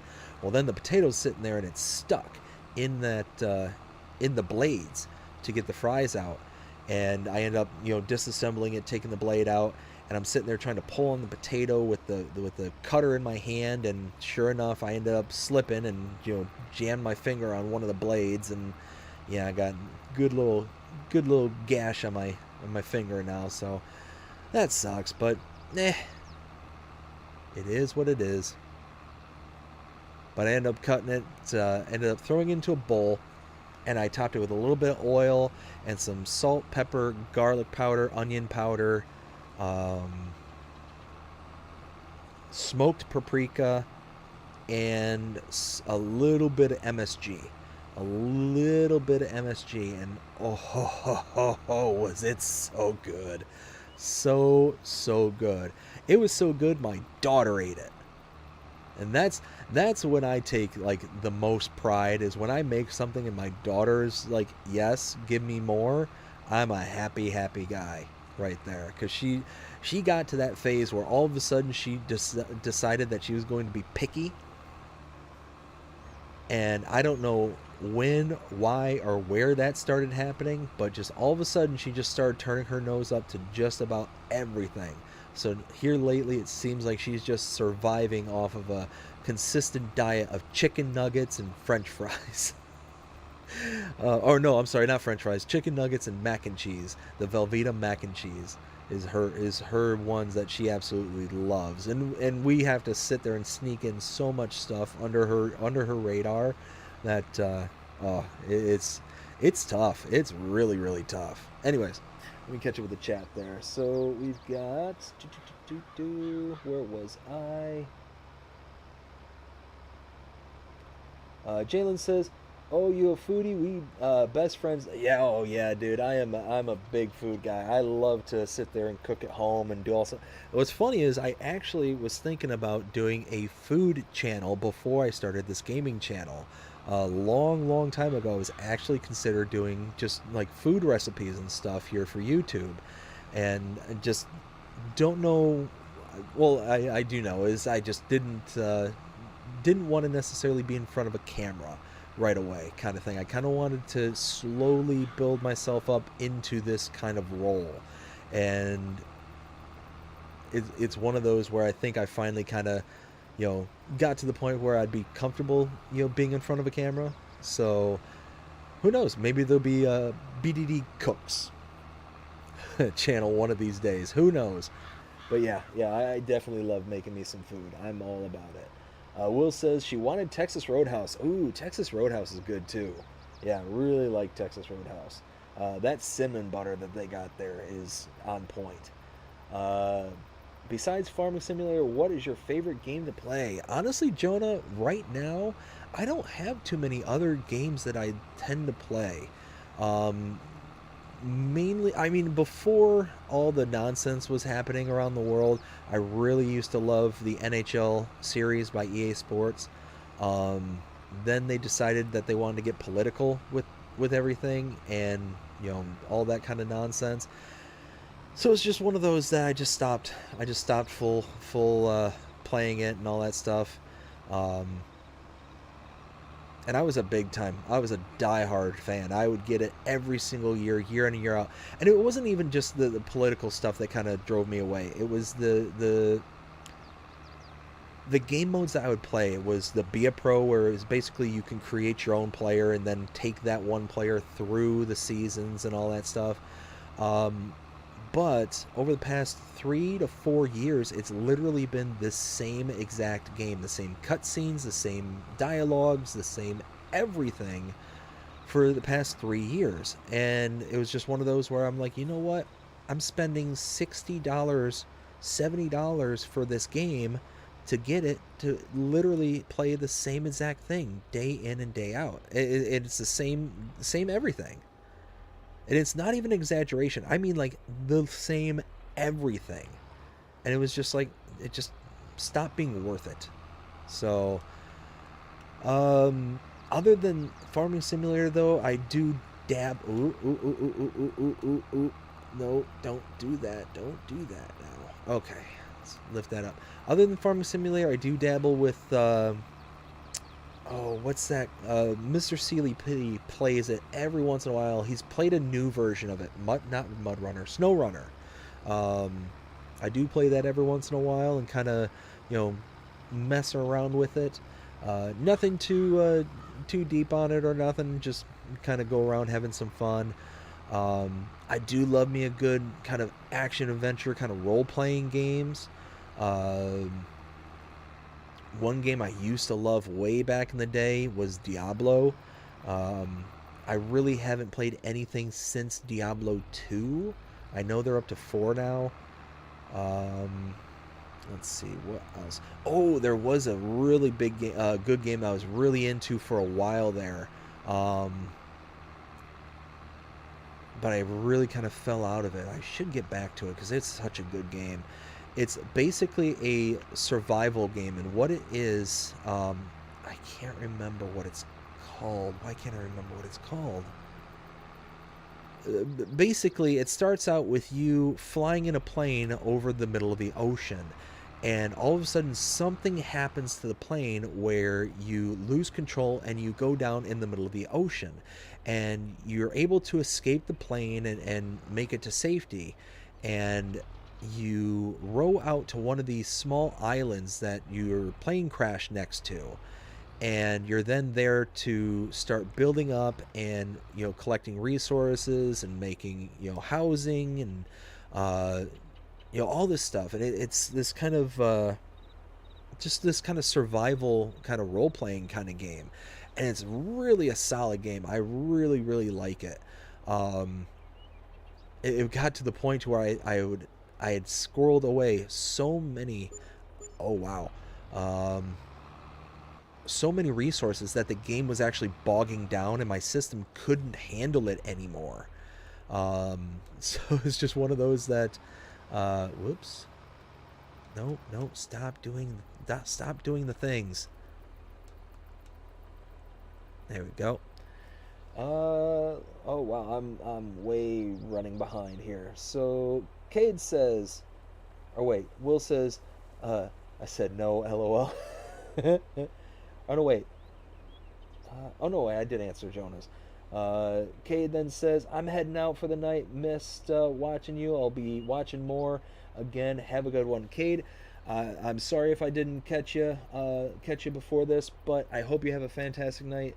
You take care of yourself. Like I said, stay positive there, bud, because it's one of those that uh, you never know what tomorrow's going to bring. So hopefully, you know, any kind of follow-ups that you have is just going to be better and better and better. Keep that positive mindset, but because it's one of those where, like I said earlier, once you start getting into that negative, it's really hard to get out of. So stay up there, bud. I'm really going to root for you.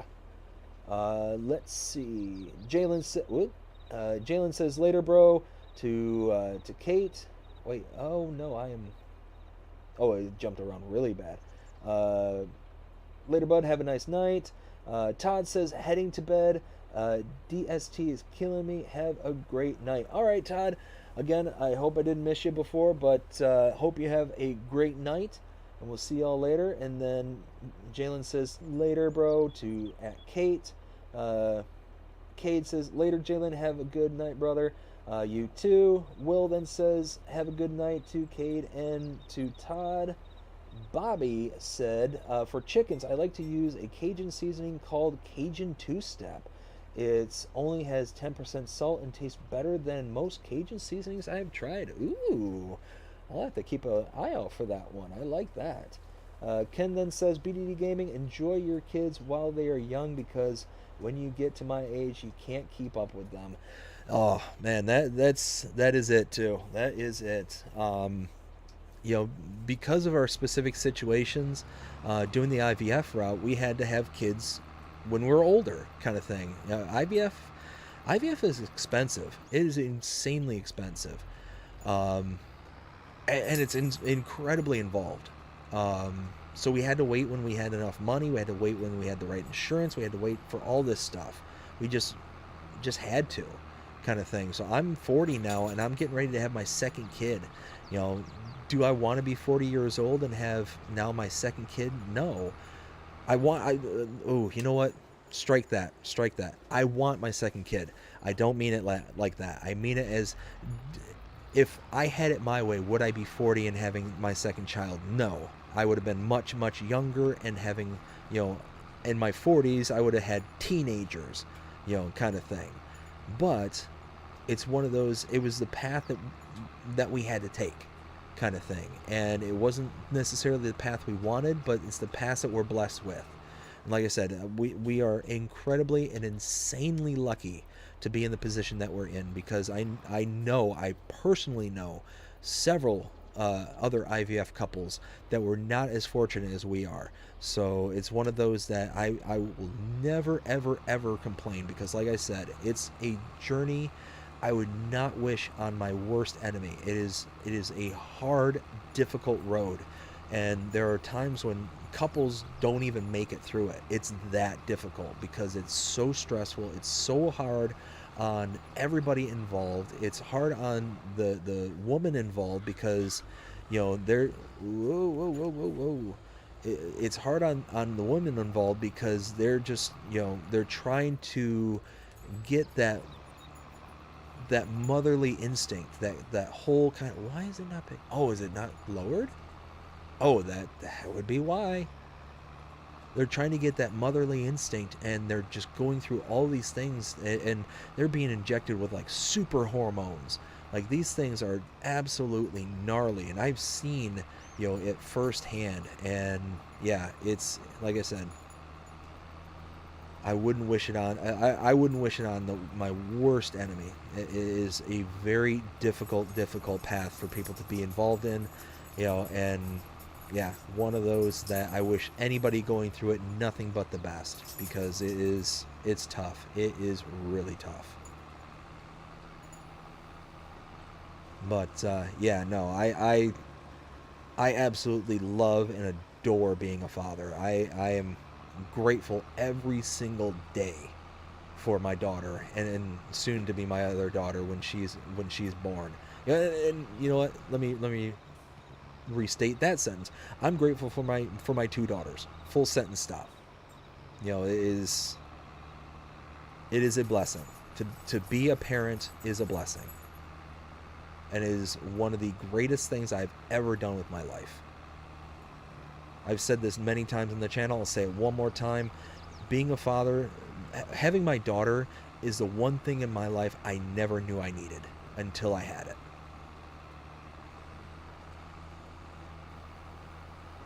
And like I said, just incredibly grateful to be in the position that I'm in. All right, let's catch up with the chat there, because I know I was really far behind. I keep kind of going down these paths here. So let's see.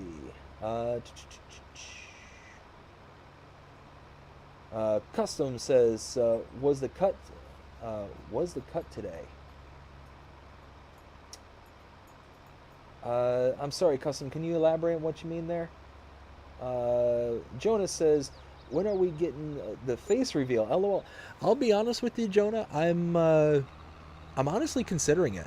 I'm honestly considering getting a camera for the channel here and doing something like that. So one of those might be sooner than we think.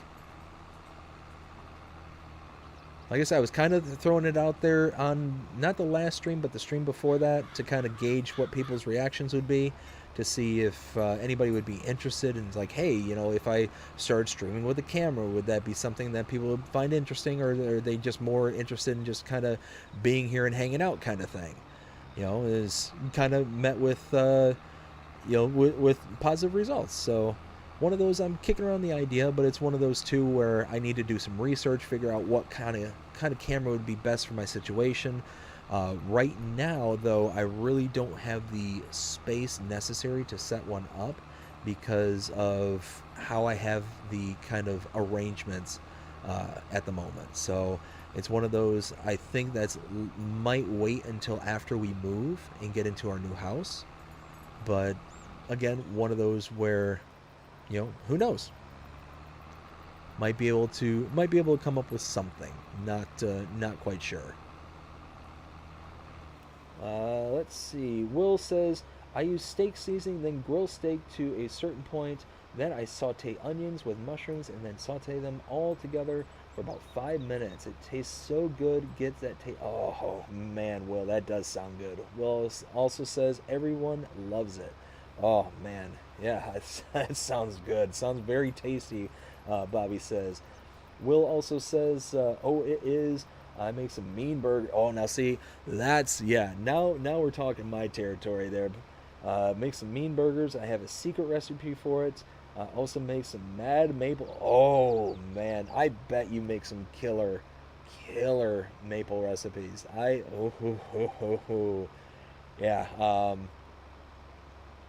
Yeah, yeah, one of those, I'd be willing to bet dollars to donuts that you make some killer maple recipes. But yeah, burgers, oh man, do I make some killer burgers. And where my secret lies is twofold. It's very simple, very simple. It's a smash burger. That's my specialty. And what I do is I just take the burger, press it out into the burger size, and then I take just a little bit of salt, just some salt over it, and then sear it on both sides. It's good to go. Once I get that all said and done, where the next secret lies is the sauce. I make a killer burger sauce. This stuff is delicious. And I've been tweaking it around to try and find a more kind of healthy version, because originally I started with a mayo base. And that mayo base, you know, I mean, mayo is mayo. It's basically blended oil and stuff. So it's not the greatest for you kind of thing. So my wife, she's grown quite fond of me over the years. She's like, can you use something other than mayo? You know, I kind of want you around for a little while. It's like, you know, but it kills the flavor and all that. She's like, yeah, but you know, you got a daughter and another on the way. You kind of have to try. And I'm like, okay, if I have to sacrifice flavor for a few more years, I guess I can do that.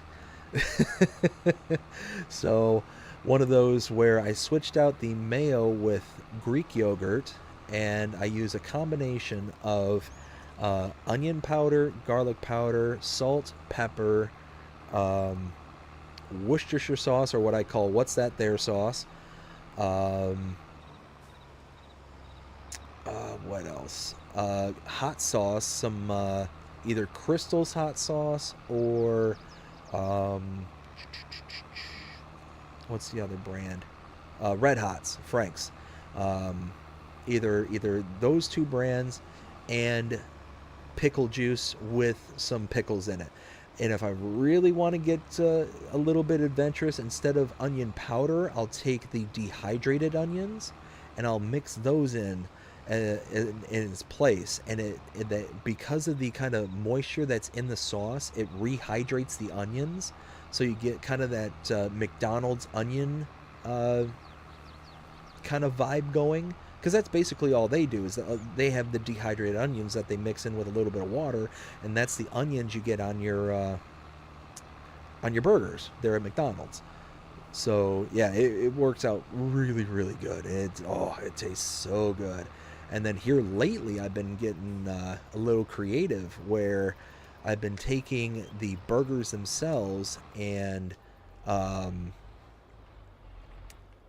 making.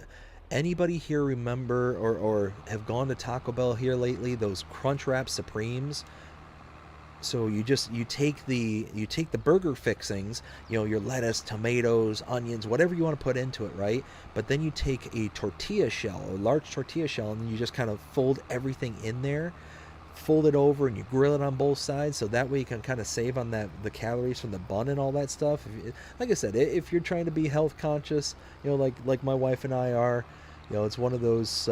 It's a good substitute. You get that little hint of bread, so you don't feel like you're missing out, and it works out really, really good. And oh man, does it sound good! But I gotta be careful, because if I say this too loud, my wife will come running in here. She's like, "We're doing that for dinner tomorrow," kind of thing. So her first pregnancy with our daughter there, she was really into kind of more sweet things. She always had the sweet cravings.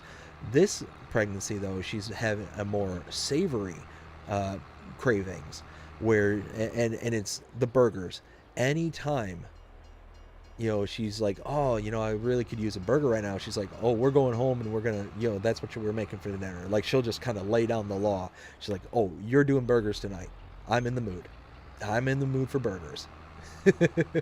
And I don't complain. Anytime I can make some meat and grill it up, and oh yeah, good stuff. Good stuff. Let's see. All right, let's catch back up with the chat, because I am failing at keeping up with the chat.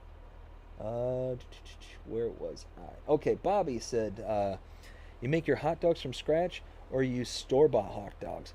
So I've actually been kicking around the idea of making my own dogs.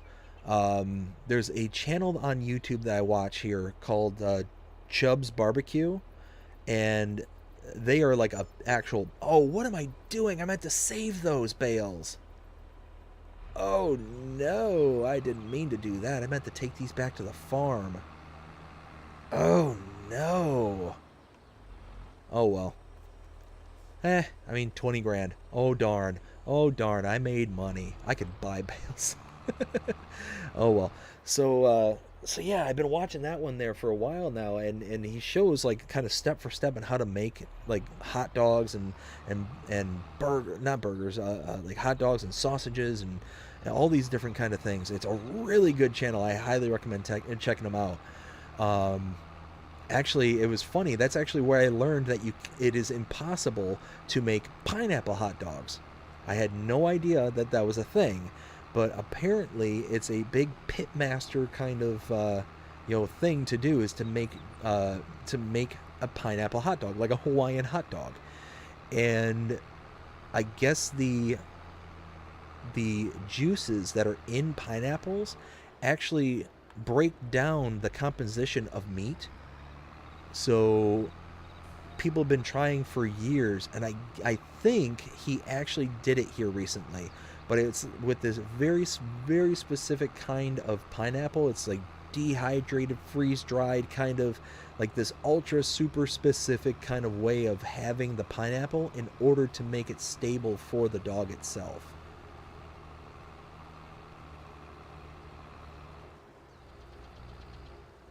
Let's see. All right, let's uncouple, unfold, and it helps when you get it better lined up. There we go. Unfold. Let's go. All right, so let's check the chat.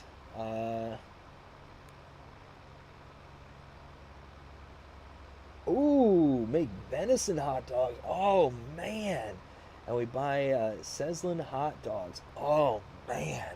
Some venison dogs? I haven't had me some good venison in a while.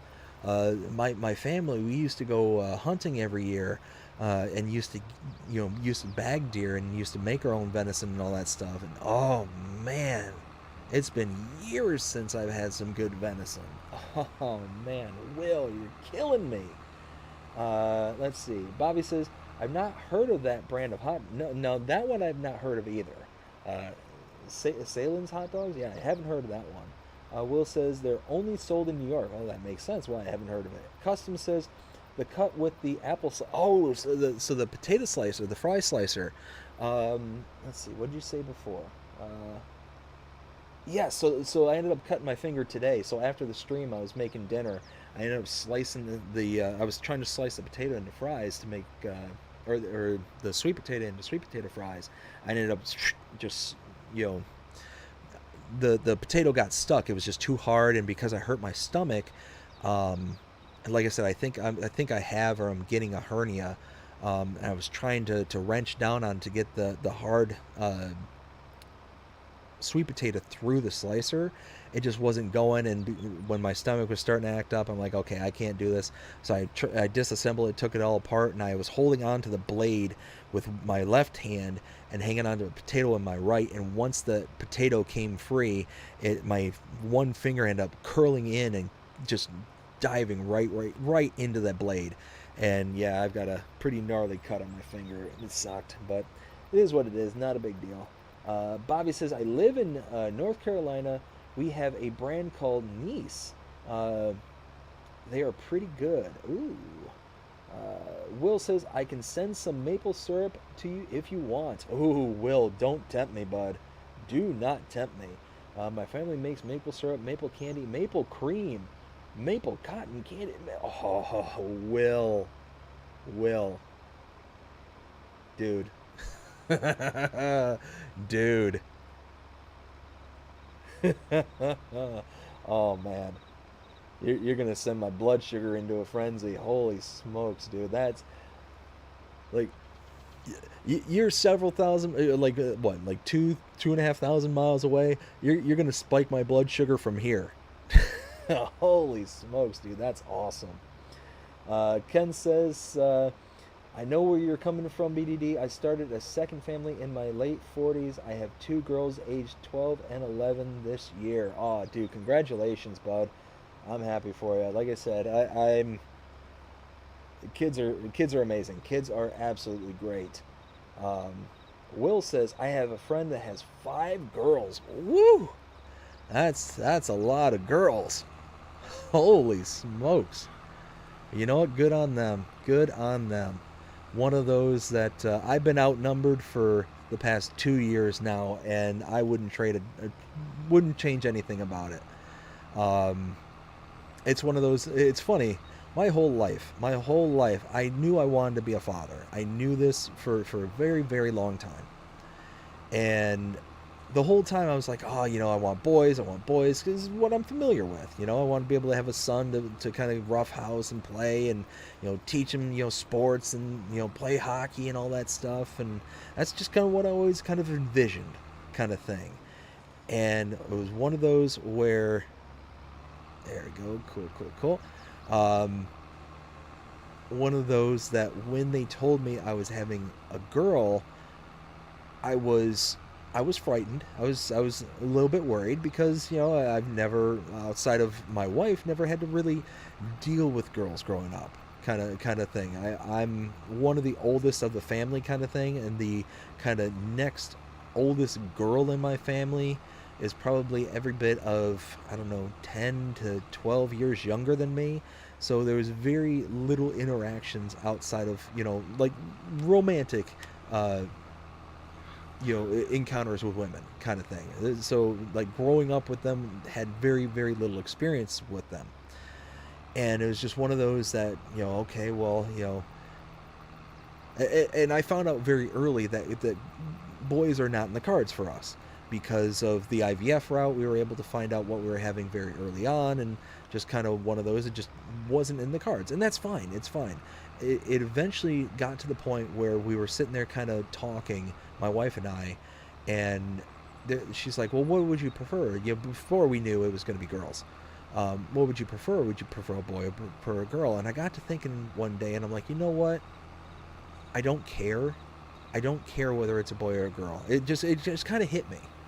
It's like, yeah, I would love to have a boy for all that stuff I said when I was younger, and all that stuff, but I just want I want a baby that's healthy.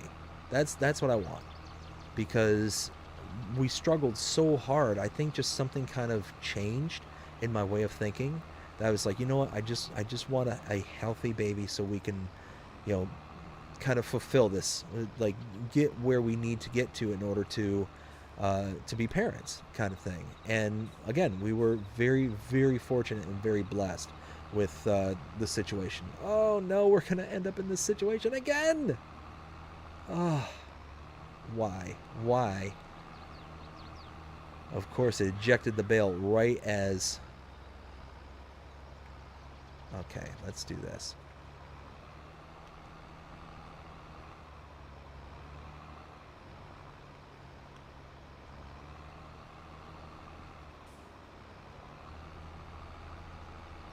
Oh, why? Why are you doing this to me?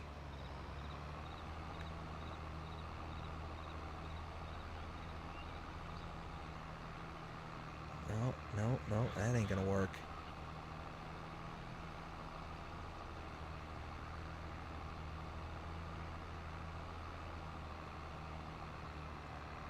So.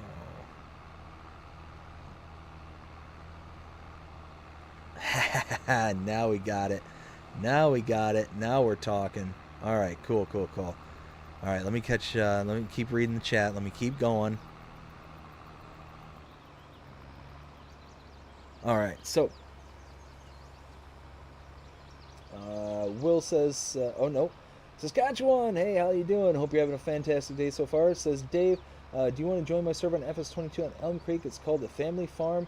I would love to, Saskatchewan. At the moment, though, I am just not able to do it. But I appreciate it, though. Hopefully, in the future, though, you'll keep having that server running. I'll be able to join you one of these days. Also said, just hit 149 subs last night. Awesome, dude. Congrats. And going farming this week, hauling bales with my buddy's farm. Awesome. Bobby says, I have one girl, she is 8, and she still walks on all fours and snarls at me when she wants something. She is my dog. That's awesome. That's awesome. Oh man, I absolutely love just the love the innocence and the kind of stuff that they do. My daughter here recently just started to really start put sentences together, and really like in a really kind of big clip. And what I've really started noticing here recently is she's really starting to take off with her imagination. Like she'll set up. She's got these little dolls, these little baby dolls, and she ended up grabbing one of them the other day. She brought it over into the corner of the living room, and she set up all these different like toys and like plates, like all these little plastic like cookware that she has.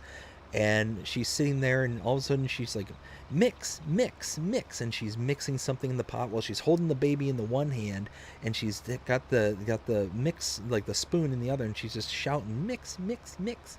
and then she puts it down. She grabs a spoon and she's like mix, mix, mix, and then she takes a what she imagines is a scoop of something, and then she starts feeding it to the baby, to the little doll, and it's when it dawned on me. It's like, holy smoke, she's getting her imagination. It's like she's actually like getting there, and it just absolutely took my breath away. I was so tickled pink with it because it was just one of those, the kind of first time where she really kind of got involved with it, like was like really kind of going through the multiple different dimensions of that imagination and that kind of story building that children can do.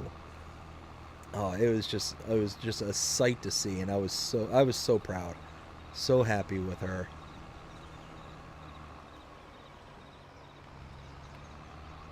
Let's see. All right, so Saskatchewan also grilling T-bone steaks this week. Oh, yeah, man. We just had steaks this afternoon, and man, was it good. So good. We brand here in Saskatchewan the MacDon and Brant. Okay, okay. It's farming equipment. Okay, I've never heard of those. And then, how many miles am I away from you in Saskatchewan? Honestly, man, I have no idea. We can do a quick map search though. Let's see, Saskatchewan, province of Canada, says. Oh, because I'll tell you what. I'll check out where Saskatoon is and the amount of direction or the amount of travel it would take me to get there. Uh, about 2,500 miles. 2,500 miles to Saskatoon. So, yeah, quite a bit.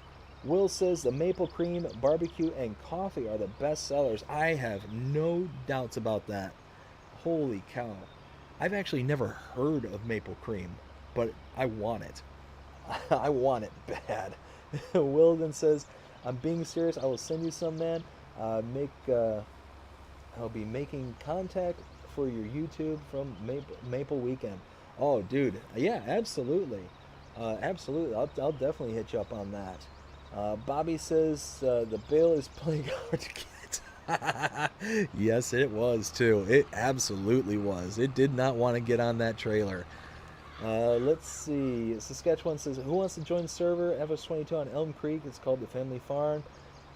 Will then says, my wife is make baby back spare ribs for dinner on Tuesday. Oh man, some baby backs. I just made me some ribs just the other day, and man, did they turn out good. I ended up doing the 3-2-1 smoke method because we got this electric smoker. Oh, did they turn out so good. I ended up making some homemade barbecue sauce. I mean, homemade. I mean, it's basically me taking two different types of barbecue sauces that are already pre-made, throwing in some mustard and honey, and Bob's your uncle. There it is. But I tell you what, it's a really good mix, and I highly recommend it. If you take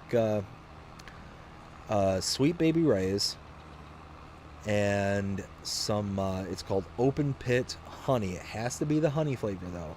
And then you take mustard and honey and you mix it all together. Oh man, it makes for a good barbecue sauce.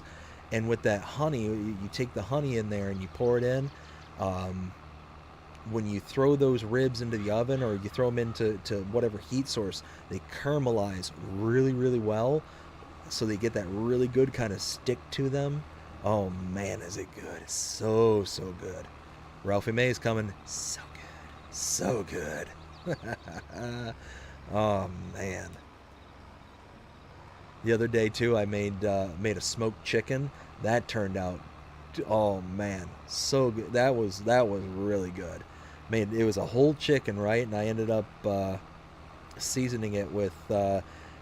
There's a place down the way from me called the Pepper Palace, and they they sell all sorts of oh no.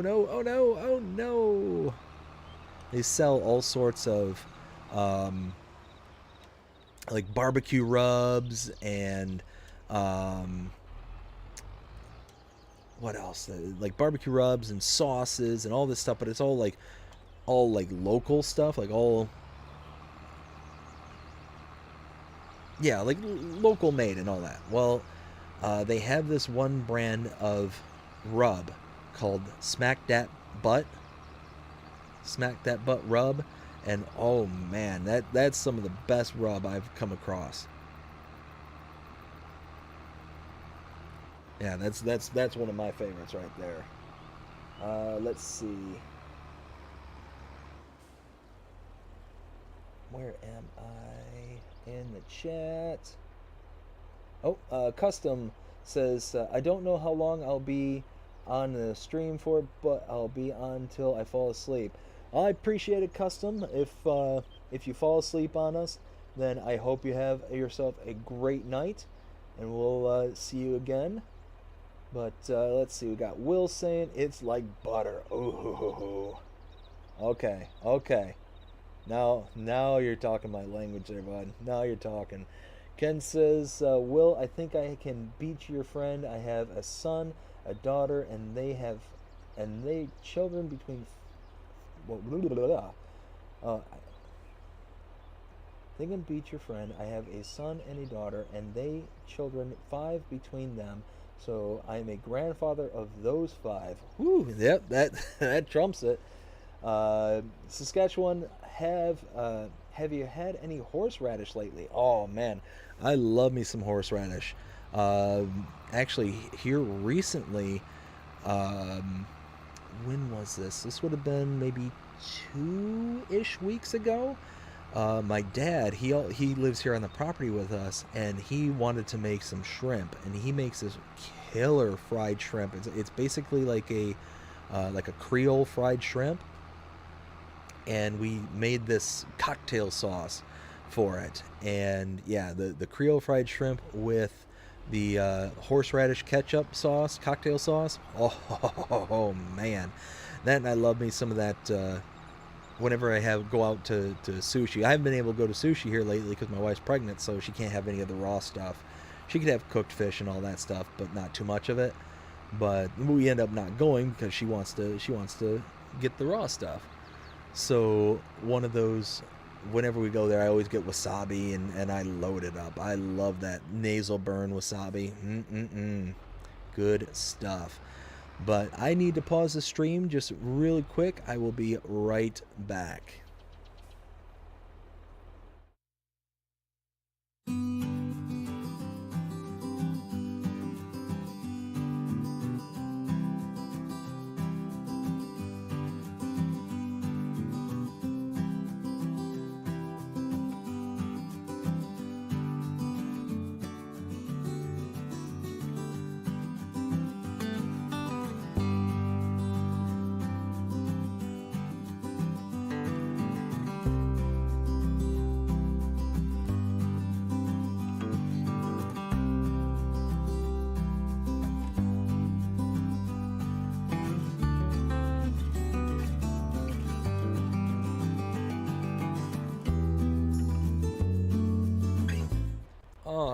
I am back, so sorry about that. Mrs. is going off to sleep, so wanted to wish her good night and sweet dreams. Let's go ahead and... No, wait, no, stop, no, wrong place. Wrong place, I want to save these bales. I can use these bales. Stop bringing them to sell. Ay, ay, ay, what am I doing? Alright. So anyways,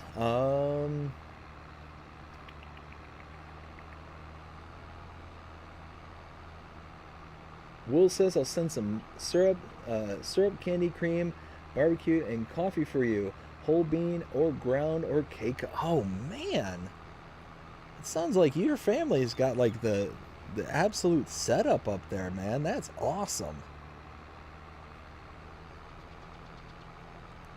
Yeah, absolutely. I'll definitely take you up on that, bud. Definitely. Alright, let's get this back to the farm. We'll load these bales into the bale storage because, hey, we have a place to store these things now. I don't need to sell it off. Oh, and I tell you what, check out the view. Way off in the distance. Can we see it? Where is it? Come on. Oh, I'm waiting for it. I'm waiting for it. Where is it? Not yet. It's not. I can't see it just yet. Over this hill, maybe? Where are you? Oh, there it is. Oh, yeah. There is the silo. That's the farm right there. Oh, man, I love it. I love it. I tell you, I'm really happy with how the silo, the barn silo, and just everything's turned out so far. I spent quite a bit of time just kind of working on making sure that the kind of pattern in the road, like at least was a little bit, kind of evened up and kind of looked nice. I was really wanting that to kind of be congruent. So yeah, see, like this area right here, and this barn and silo is absolutely massive. It's huge. All right, so let's throw this in here.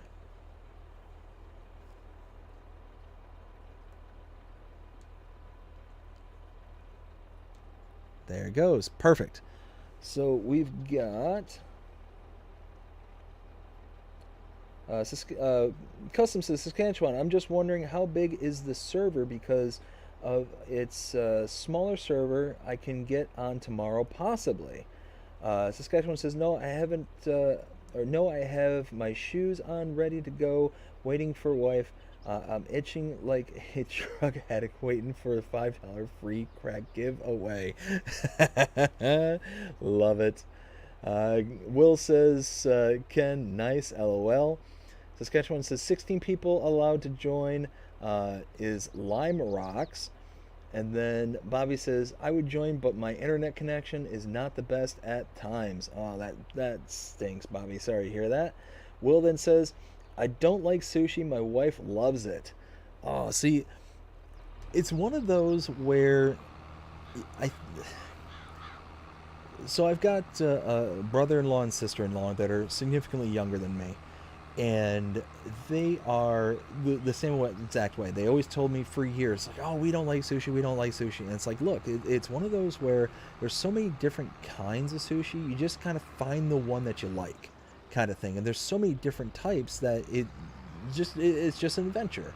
Once you kind of figure out what it is that you like in regards to like seafood, then basically there is a sushi roll for it. So it's one of those where, eventually through trial and error you find it. Like one of my favorites is not even technically a sushi roll, but I mean it's more of the kind of the Americanized version of it. But it's my local areas, they call it like a Mexican roll, but it's basically tempura fried shrimp with avocado and the rice and the nori, which is like the seaweed stuff that they put on it. And some places will do it with cream cheese, others will do it without. So I'll take it either way. I'll take it or leave it, with or without cream cheese. I think it's good either way. But yeah, that's one of my favorites there. I can also whenever I'm feeling really fancy, like really really fancy, I'll get a hold of like a lobster roll. Those are really good. Let's see, did I get everything over here? No, I didn't. Okay.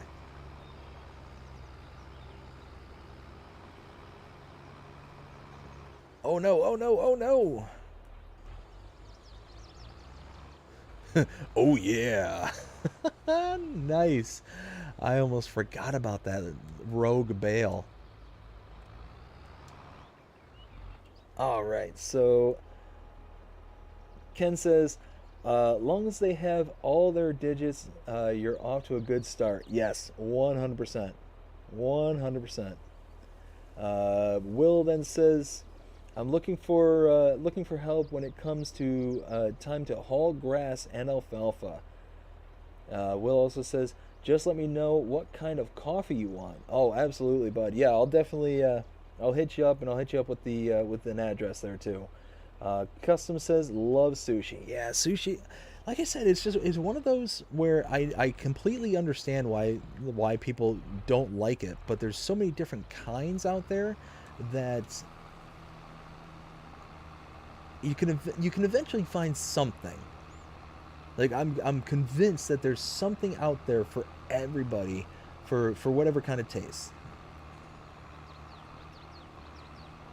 It's just that willingness. A lot of people are more like turned off and are just not wanting to even try it, kind of thing. And Will, I'm not saying that's you. I'm just saying that as a kind of generality. You know, a lot of people are out there. They can't get their heads around the kind of raw fish aspect. We've got a good friend of the family here, and his wife, is a very similar situation to you. She absolutely loves sushi. She loves it, but he can't stand it. And it's one of those where, because he doesn't like it, she almost never gets to go unless she goes out with her girlfriends, kind of thing. And they're an older couple. You know, they're in their 50s, 60s, ballpark. And it's one of those where, they hardly ever go out, kind of thing. And when they do go out, it's one of those that they kind of have to agree on it together. So it's incredibly rare. And I was talking to him because he's very adamant. It's like, I hate sushi, it's blah, blah, blah, blah, and all that kind of stuff. And I'm like, look, you just got to try it. You just got to, understand that there's going to be things that you don't like. There's going to be things that you do like, though. You just got to find them. Because, like I said, they've got chicken sushi. They got shrimp. They got lobster. They got what's it called? The imitation crab sushi. They've got so many different things that that eventually I'm sure that you'd be able to find something.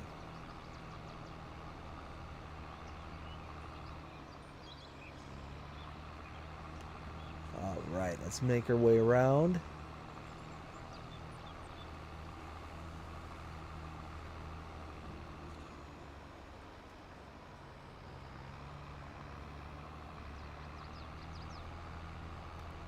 Working good, working good.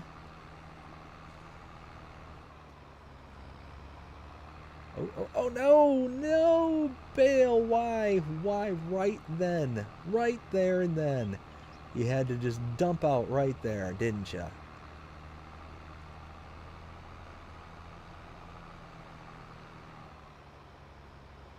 Oh. No, we got another one playing hard to get. Oh, yes! Got it.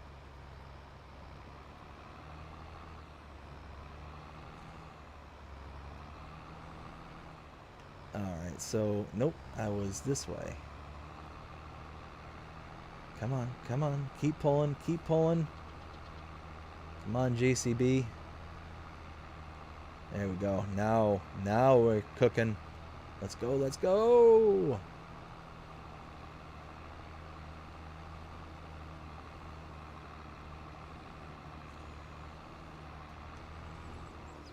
Oh yeah, look at that. Chugging along.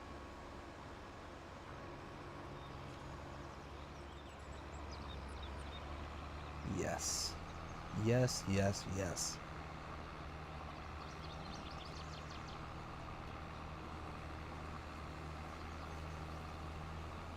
Alright, so let's check the chat again.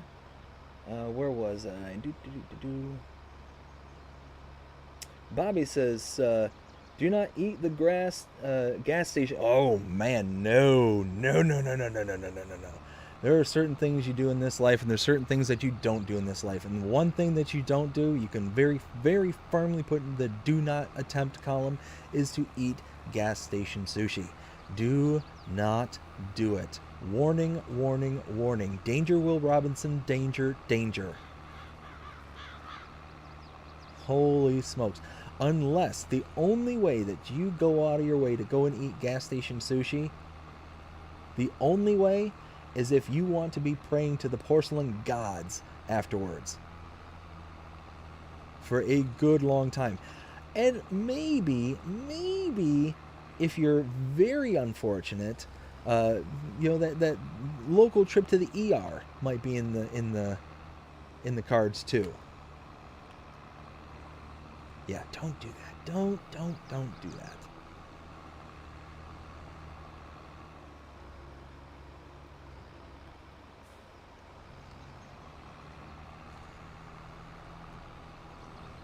All right, so we are making our way around. We're gonna get as many bales as we can out of this field. Ooh, yeah, whoa, yeah, whoa. There's a tree there. Dave of the jungle. Watch. Whoa. What was that? What?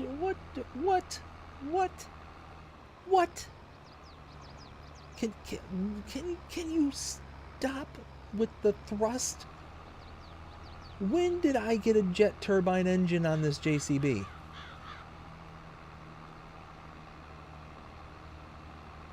When has that ever been a thing?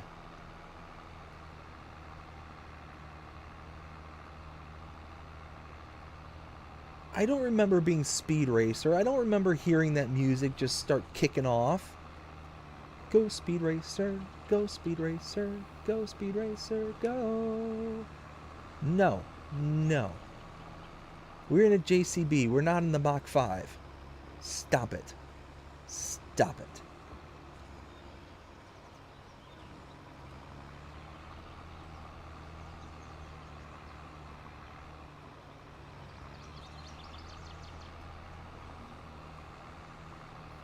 Always found that extremely hilarious for the name of a car, the Mach 5.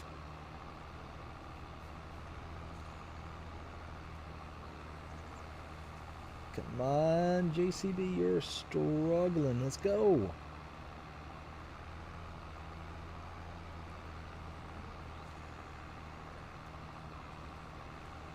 All right, one more bale after this.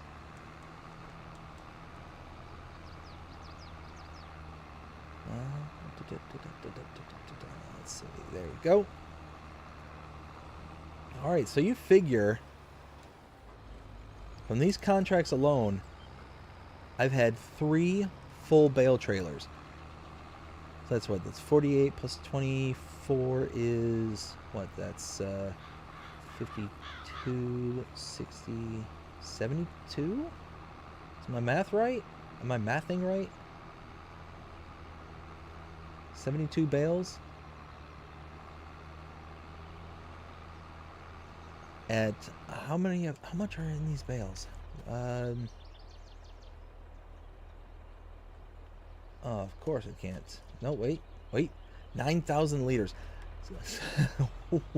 Wow.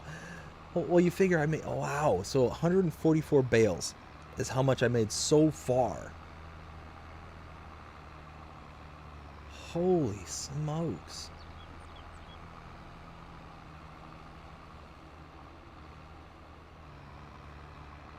Yeah, see, I don't think I need to switch this over now that I'm going to the farm instead of the sell point. I think we're okay.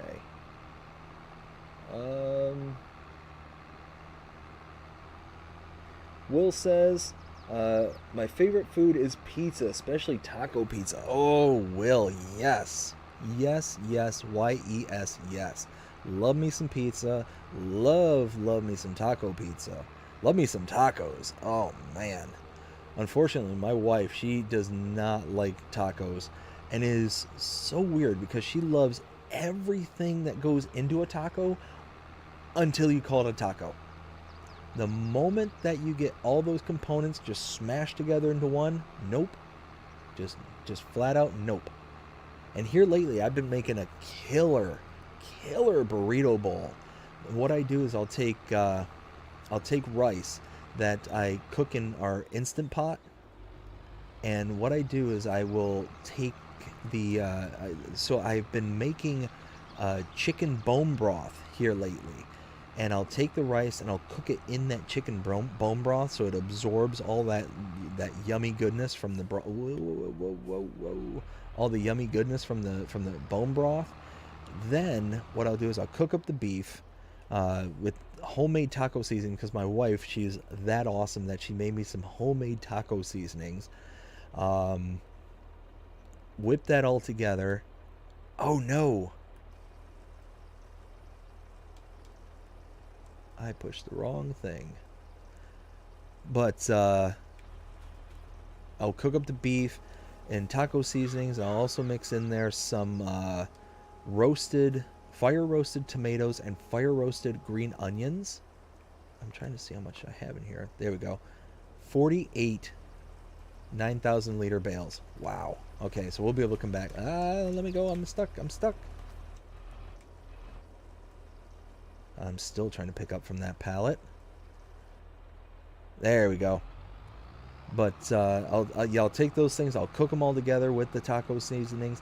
Then once the rice is done, I'll fold in all that ground meat, the seasoned ground meat, and I will take as toppings. I'll take things like corn and black beans and lettuce, tomatoes, black olives, and all this stuff, and I'll use that all as toppings in the burrito bowl. So I have the kind of meat rice mixture topped with the toppings, and then on the side I'll make this awesome. It's like a chipotle mayo. Oh my goodness, this stuff is delicious. So you take some you take either mayo, or I've been substituting out some Greek yogurt and a little bit of sour cream. If you go down the Greek yogurt path, have a little bit of sour cream to kind of cut it just a little bit, that kind of zip that the Greek yogurt has. And then what you do is you mix in some, it has to be, you can't use the chipotle with adobo sauce. It's too much in my opinion. It's too spicy. So anybody who's not big on that kind of really strong chipotle kind of kick wouldn't like the chipotle and adobo. But if you get the chipotle sauce, if you get that, you throw in a can of that, you throw in some of the Greek yogurt, sour cream, and you mix in salt, pepper, garlic powder, onion powder, and dill weed, and salt and pepper, and yeah, you blend it all that together in a blender, and whoo man, you top your burrito bowl with that sauce. You get like a little squeeze bottle or something, and you just kind of zip it on there, and oh man, watch out, Flavor Town.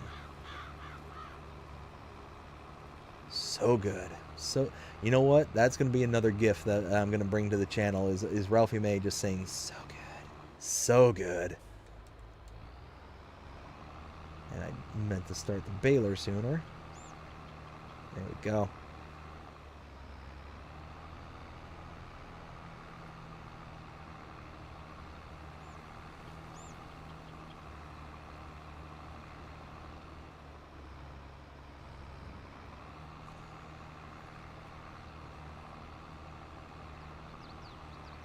Get this last chunk over here, this row.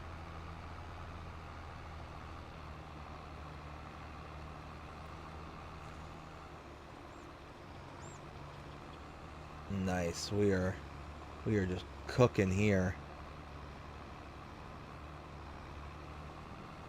I tell you what. I do. Jalen earlier said, am I a foodie, and we can be friends. It's like, oh yeah, I love me some food.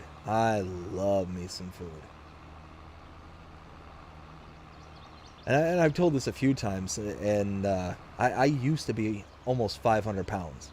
And yeah, it was bad. It was very, very bad. But got that under control, doing much better now. Down to 275, and yeah, it's one of those where life's much better. But still love me some food. Still love me some food.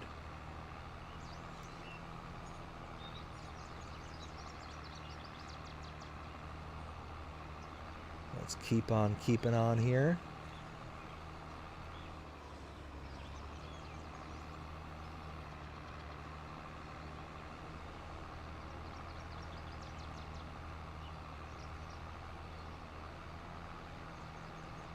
Here we go.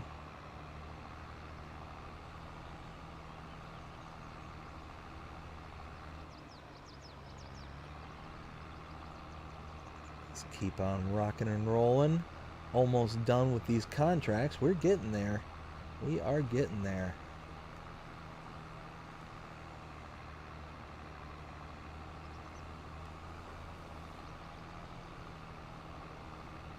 $151 bales. These 2 contracts alone, over 151 bales.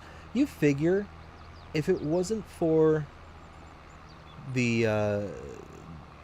bale sheds that we now have on all platforms, we'd be rapidly approaching the bale limit on the map. Just with these 2 contracts. Now I am getting that bonus because of the silage additive. I am getting that little bale bonus.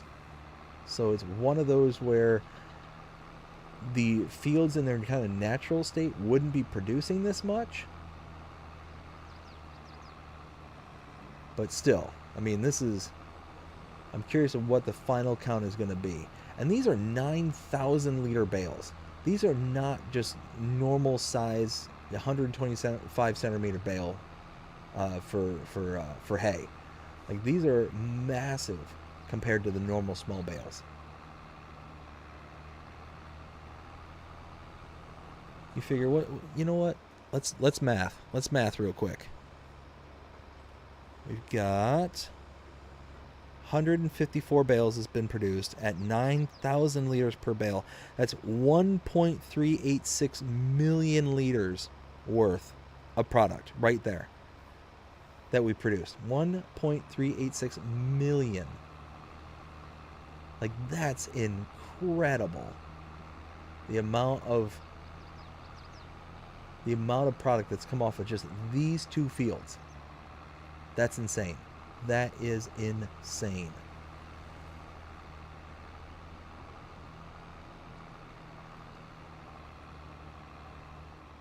Let me catch up with the chat here real quick. I'll get turned back. Oh, come on. You can do it. Oh, the struggle is real. The struggle is real.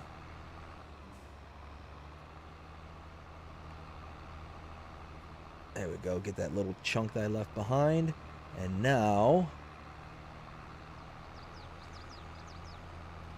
Alright. Now let's catch up with the chat. Let's keep on keeping on. Alright. So we had... Where was I?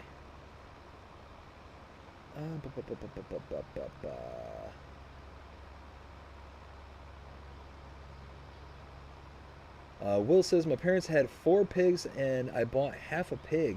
I got pork chops, ribs, ham steak, roast, and bacon. Oh, also Italian sausage.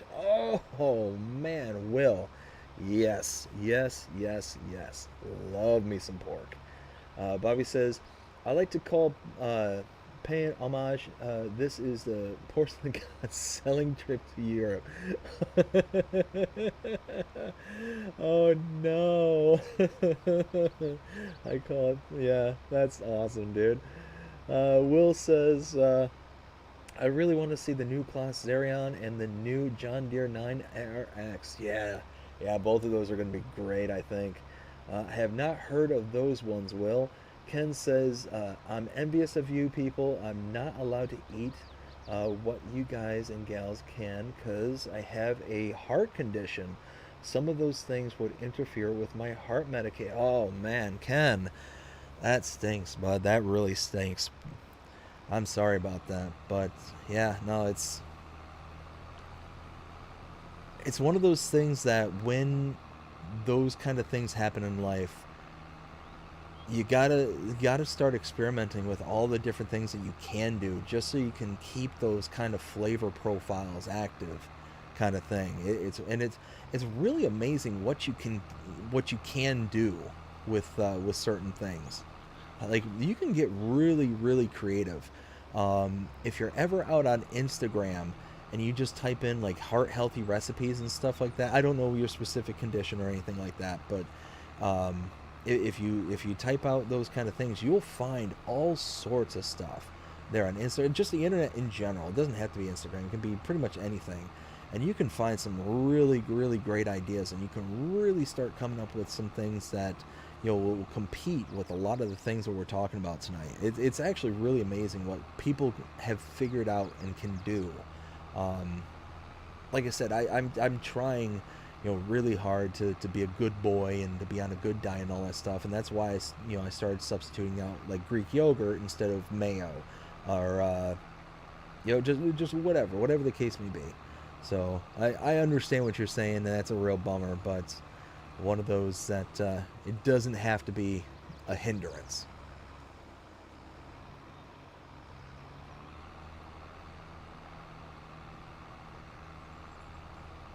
You just got to be up to date with what it is that you can have, and when you kind of get all that and you get all the kind of different flavor profiles, then you can really kind of start experimenting with what it is that you can have and kind of go from there.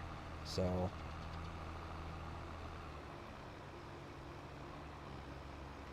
let's see, let's get this kind of row here.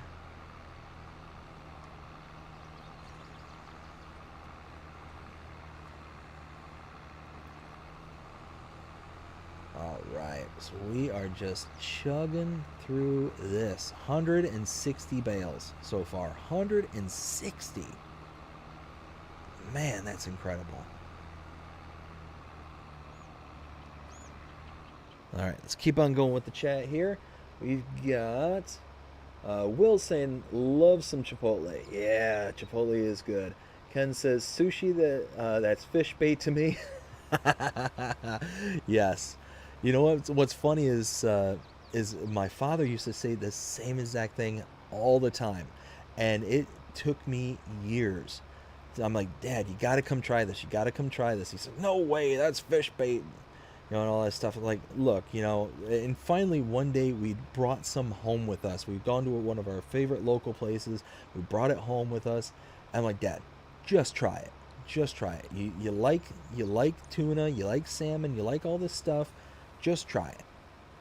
He's like, no, he was sitting there all grumbling and all this stuff, and finally he's like, okay, give me the fork and all that stuff, and he takes it from me and takes a bite, and he's just, you can see he's kind of starting to do that little sour face at first, and expecting the worst kind of thing, and then eventually kind of, his expression kind of changes a little bit, and he's like, okay, he's continuing to chew, and the expression changes a little bit more, and it's going from that kind of sourpuss look to all of a sudden this kind of like, oh, okay, I'm picking up what you're putting down here.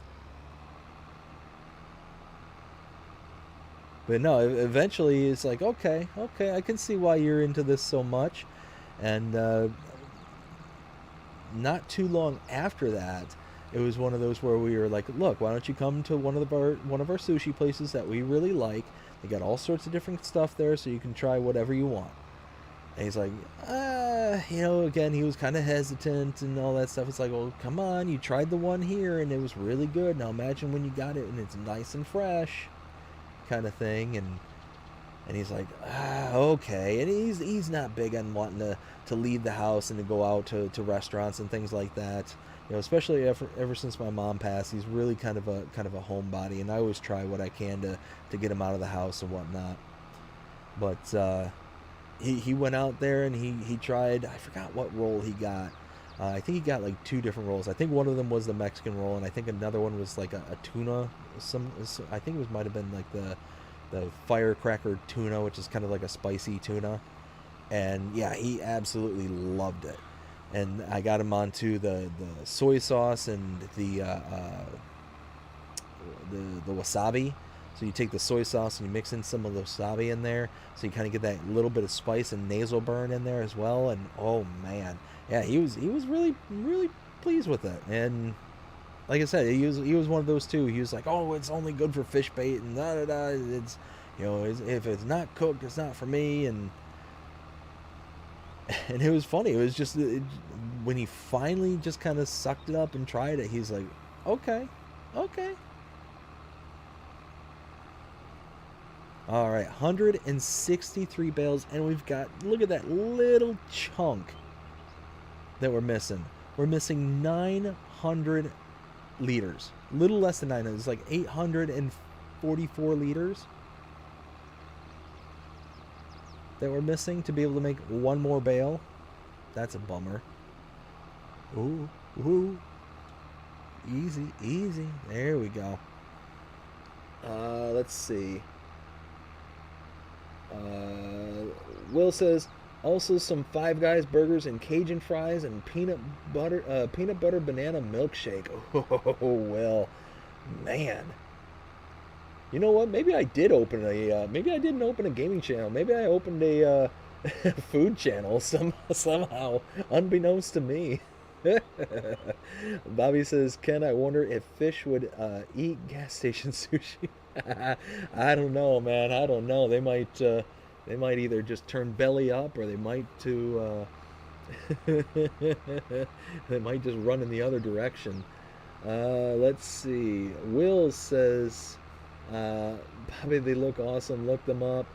Will also says, my parents have an 8-cow, 25 chicken, and used to have pigs. Oh man, awesome.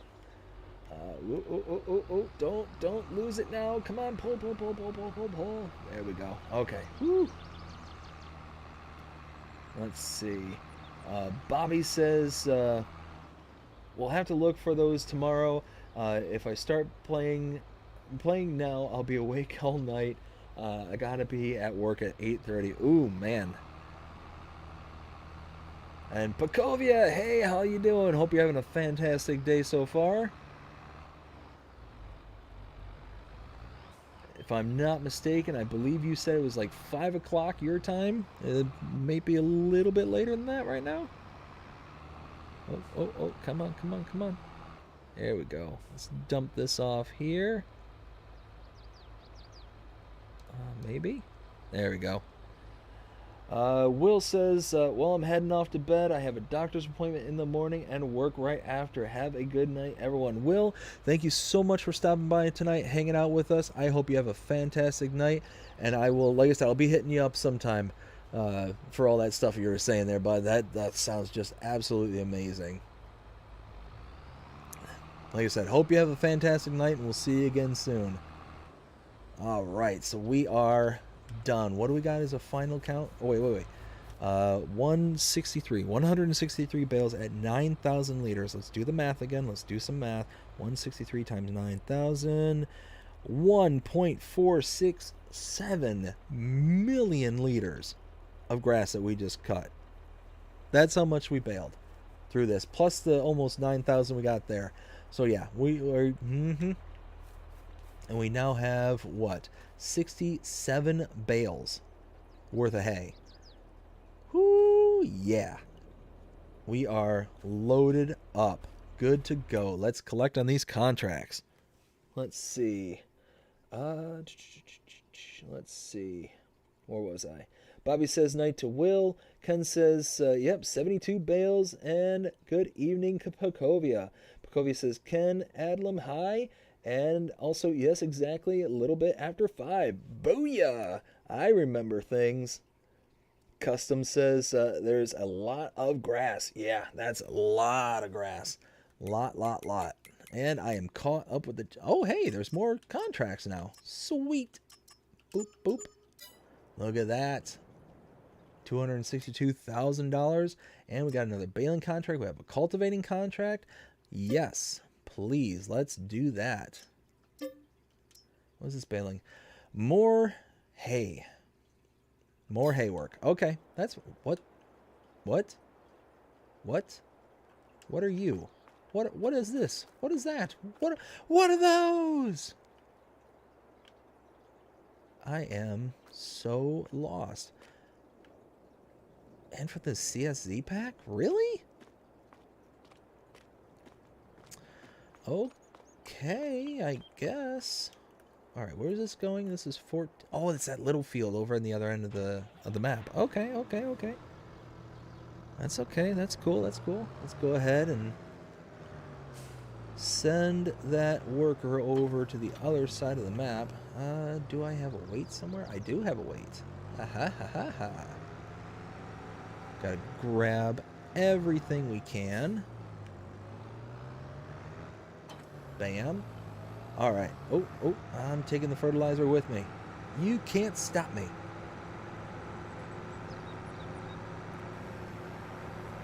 Okay. Maybe the worker to... Oh, hello. Just gotta stop for no good reason.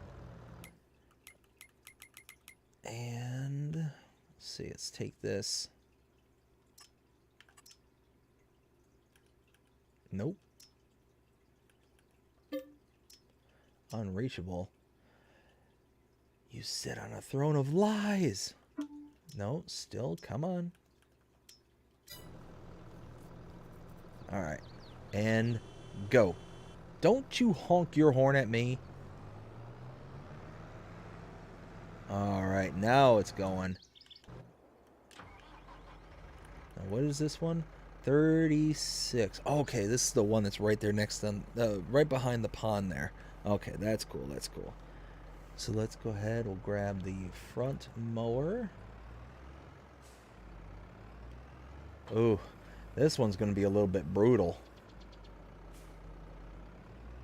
Well, not even a little bit brutal. I don't have the quick baler anymore. I don't have any of the fun tools. I'm going to have to do this like a real life person. Ugh. Just, ugh. Oh, well. Alright, let's get this going. Let's see, I probably have to come in... Uh-oh. Come in from the road. Why are they blocked? Are they going? Really?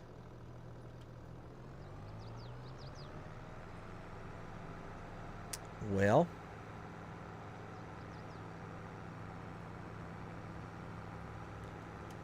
I wish this...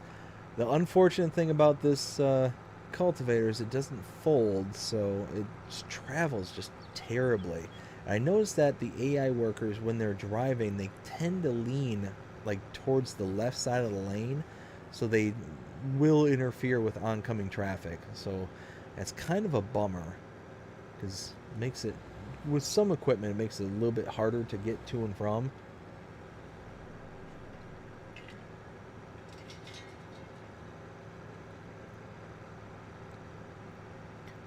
Let's see, so we are just chugging along here, trying to get to 14.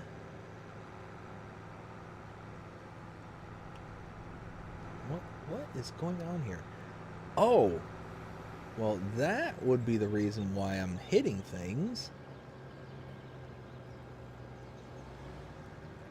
Weird.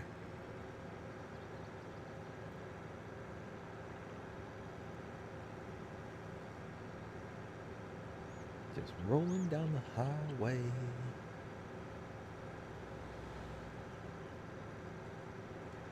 Life is a highway. I won't ride it all night long. You're going my way. Ay, ay, ay. That is the only bugger about this map. The only bugger is that it takes forever, it feels like, to get from one end to the other. So you've got to have some real good kind of, not cheats, but just ways to be able to expedite getting from one place to another, especially if you can't rely on the worker to send the equipment over for you, like like we obviously can't. But it is what it is. Gold Gaming! Hey, how's it going? Hope you're having a fantastic night so far. We are just working on contracts right now. We are getting ready to do a cultivating there on 14. And then we are going to do some more mowing over on 36. So these ones just popped up. I was getting ready actually to skip to the next day, but now I don't have to. I can keep on keeping on.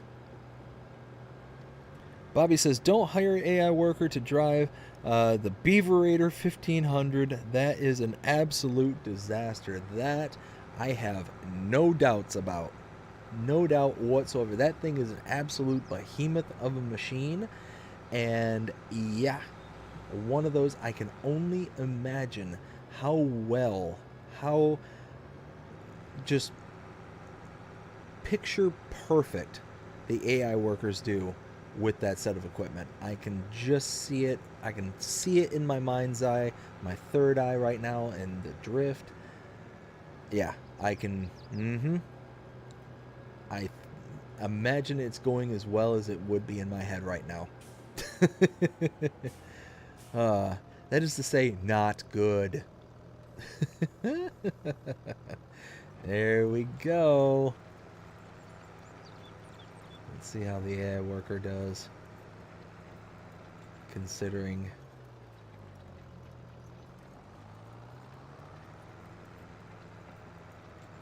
Okay.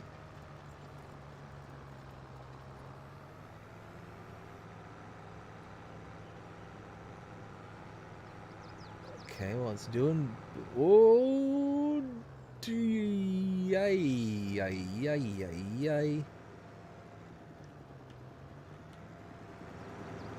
what are you doing now? What are you doing? What? Why? Why are you doing the thing?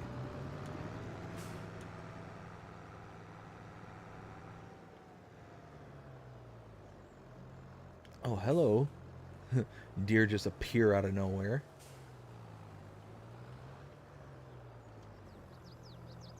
Let's see. Gold Gaming says, doing well, thank you. Just finished editing a video and thought I'd step in and say hello as it uploads. Awesome, bud. I appreciate you stopping by. Gonna have to go in and check out your video.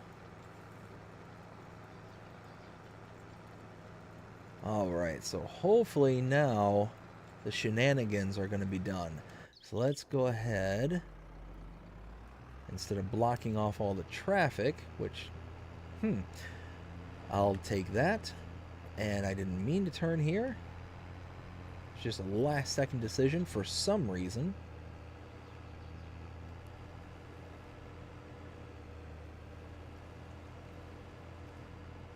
Let's see, so let's unfold that.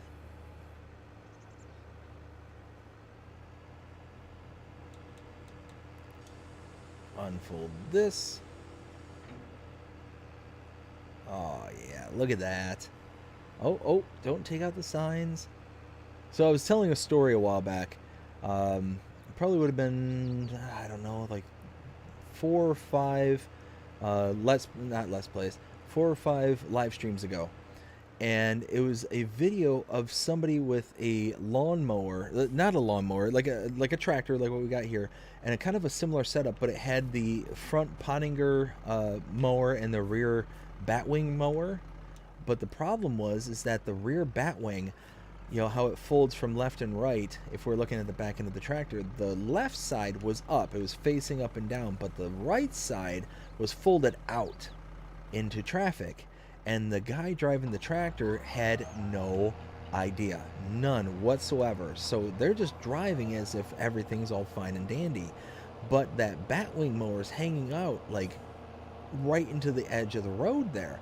So it's taking out signs, it's taking out mailboxes, it's taking out everything that's coming in its path. And then finally, after what seemed like maybe a quarter of a mile of the person behind this particular tractor was just sitting there tailing them and watching the chaos unfold, then all of a sudden they hit this telephone pole where they hit it with such like force that actually juddered the entire tractor. And that's when the person took notice. Like, oh, hey, something's wrong here. But yeah, needless to say, that was going to be a pretty expensive repair bill just for the tractor itself, not to mention all the signs and the mailboxes and everything. And I mean, we're talking dozens upon dozens of street signs, of mailboxes, of the whole 9 yards were just taken out in one fell swoop all along the same strip. Like, if you were to just drive down that road after everything was all cleared up and said and done, kind of thing, you'd think, oh, some kids with, baseball bat just kind of came through and just vandalized the entire, street block, kind of thing. Nope. Nope, not at all. Not even close. And it was one of those, I felt bad. It's like, man, that's not only is that going to be expensive repair, just for the tractor, but then it's going to be expensive because you're going to have everybody wanting their stuff fixed, and rightfully so. Rightfully so. They're going to want their stuff fixed. I would want my stuff fixed if somebody, unknowingly and unwittingly, took out my mailbox and stuff like that. But then you're going to be lucky if you don't get like the city on you and wanting you to repair or at least pay for the cost of repairs, for the damage to the signs and all that stuff, and it being on video and all that. It's going to be one of those where, it's pretty much open and shut, cut and dry kind of a case kind of thing. I mean, you might get in trouble with like tickets and stuff like that. You might get like a reckless driving kind of charge or something like that, because there's certain cops in certain districts that will actually charge you based on video evidence, that's collected, kind of thing. I was actually just hearing about something just the other day where a driver was speeding. No, it wasn't speeding. No, they were speeding. That's what it was. That's what started the person recording the incident. And then they ended up honking at the person on the way by. The person jammed on their brakes, after the person honked at them, and was sitting there and just weaving in and out of traffic, trying to run this person off the road. I mean, the whole 9 yards. It was nuts. It was absolutely nuts. But the police were called after the fact. Eventually, the guy ended up taking off, and he ended up, calling the cops and letting them know what happened and all that stuff. They ended up, tailing the license plate back to the original owner, and got him for like reckless endangerment and all sorts of stuff. Like 3 or 4 different charges, like all based on this one incident.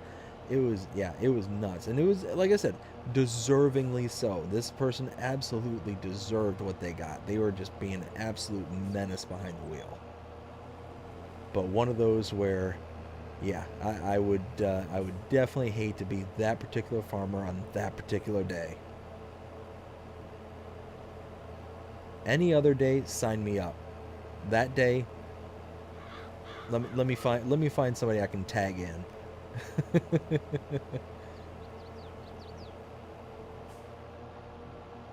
Let's see. Let me catch up with the chat here before we get rocking and rolling some more. So we've got Bobby saying, "No, it wasn't the artificial idiot. The artificial idiot completely missed the turn and hit my tractor and was using." Oh no! Oh no! Those artificial idiots! Holy smokes! Gotta love them though. Like I said, it's one of those, you're either gonna laugh or you're gonna cry, and it's one of those, I refuse to cry over a game, so I'm just gonna laugh. I'm just gonna laugh. Whenever these kind of silly little things happen, I am missing some. Whenever these silly little things happen, I'm just gonna be like, okay, it's okay. Just gotta look for the brighter side of the silliness. Let's see, I think we'll be okay to set off the worker now.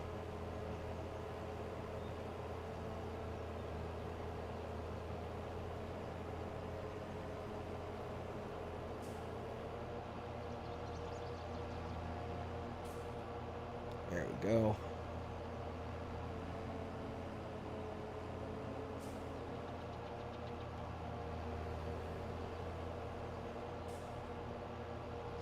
something like this, maybe. Yeah, there we go. Now we're talking. I missed a little bit right there. That's all right. I wonder if that farmer was intoxicated. Honestly, it's certainly possible. I mean, anything's possible. Unfortunately, it didn't come with a lot of context behind the clip. It was just the chaos that was ensuing. But it's just one of those. I would have a really, really hard time believing that a sober individual wouldn't notice that something was going on. Now, don't get me wrong, mailboxes and signs and all that stuff, they're not going to offer too much resistance, especially against a massive tractor. I mean, even the smallest of tractors are still massive compared to a street sign or a mailbox kind of thing. So it's not going to offer that much in the way of resistance kind of thing. So if that's the case, then it's possible that they're just driving along and they're just so oblivious or so tired or so whatever that they just don't know what's going on behind them, or behind them. So, and I didn't notice anybody really doing anything to try and warn the farmer, to be like, hey, flashing their lights or doing anything like that. I don't recall seeing anything like that. So it's certainly possible that they were intoxicated. It's also just possible that they're dumb. That's certainly a possibility. That might be too harsh. That might be too harsh. Not dumb, just oblivious. We'll go with that one. Just oblivious. It's one of those that mistakes happen. Mistakes always happen. They're unavoidable sometimes, but all mistakes are not created equal. So I'll just leave it at that. It's that one's kind of a biggie. That one's kind of a biggie because, like I said, it's going to be tons and tons of money going into it. Pecovia says to Bobby, since yesterday AI means is actual idiots. Yes. That's exactly what it means, is actual idiot. Oh man, I love it. I absolutely love it. One of those where, like I said, it's,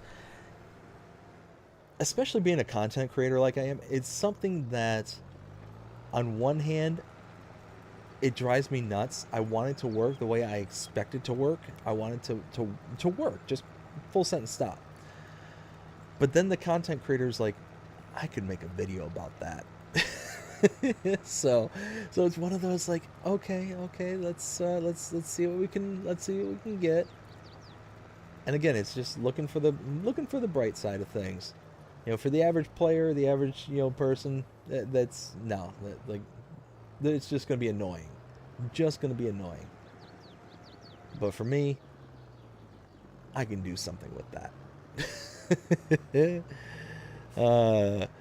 Bobby says that works also 100%. Yes. You know what? They all work.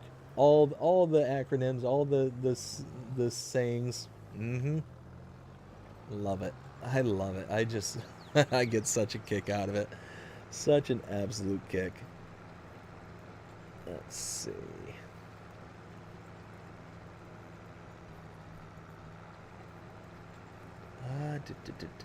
Just checking something real quick.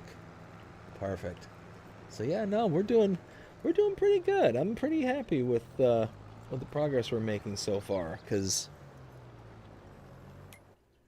we've got enough cash now to where we can, continue on either building or buying more equipment. I mean, we're in a good spot, and really we might need to start knuckling down and buying some equipment, because this field is going to be ready soon. And then this one is going to be right behind it. Wait. What? What?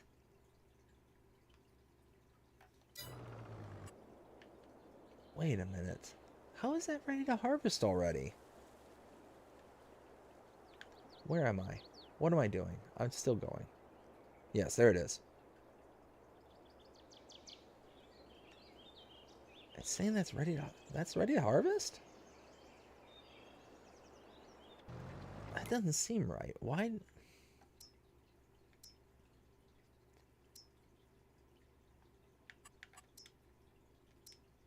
Huh, that's weird. Needs plowing over on this edge here? Okay, well.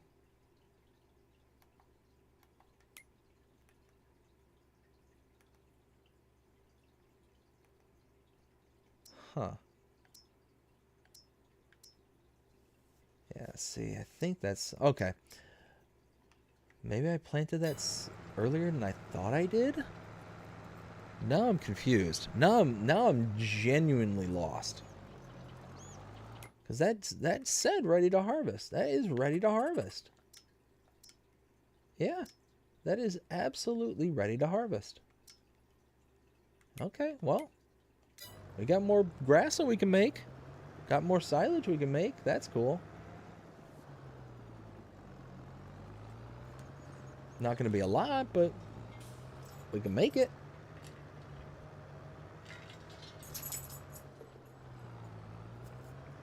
You know what? That's something I haven't checked in a while is used equipment. Oh, we got a Herculano. 28 bales. That might be a good upgrade for what we got going there at the farm. And here, let's also do this. Contracts, 90. Oh, that one's really close. I haven't made as much progress as I was hoping, but it is going against the short side of the field there. I can't really go in this longer direction because of all these little like whoop-de-woos over on this end here. That'll just kind of throw everything off.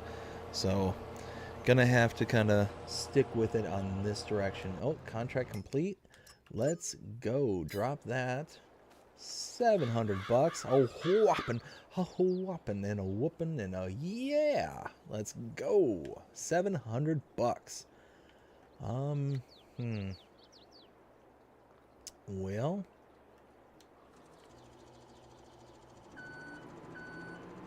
Oh, it is the electrical,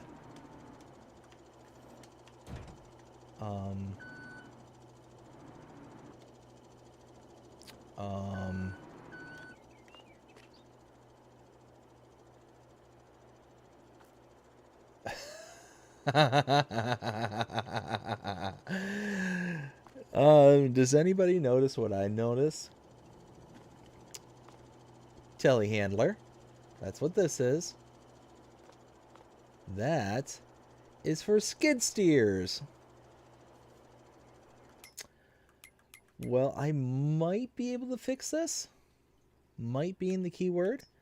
Let's see.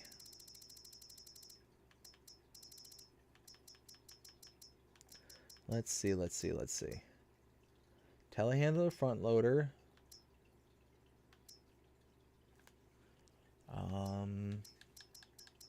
So I can go to telehandler to front loader, and then can I go from front loader to skid steer?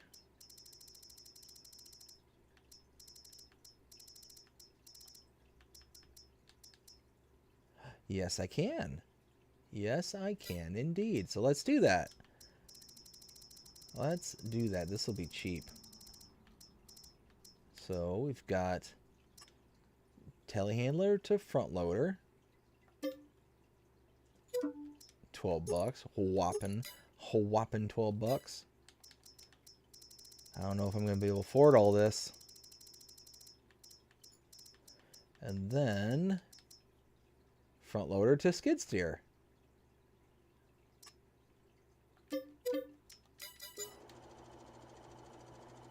Yeah, so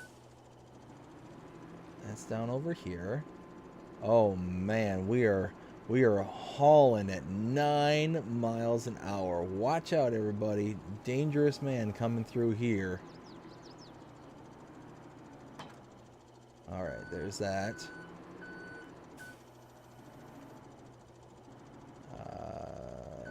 Now,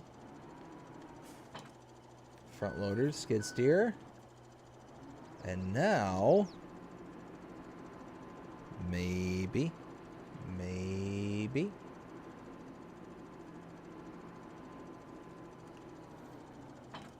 Ha ha ha. Look at that. We got the Frankenstein's monster, but it works.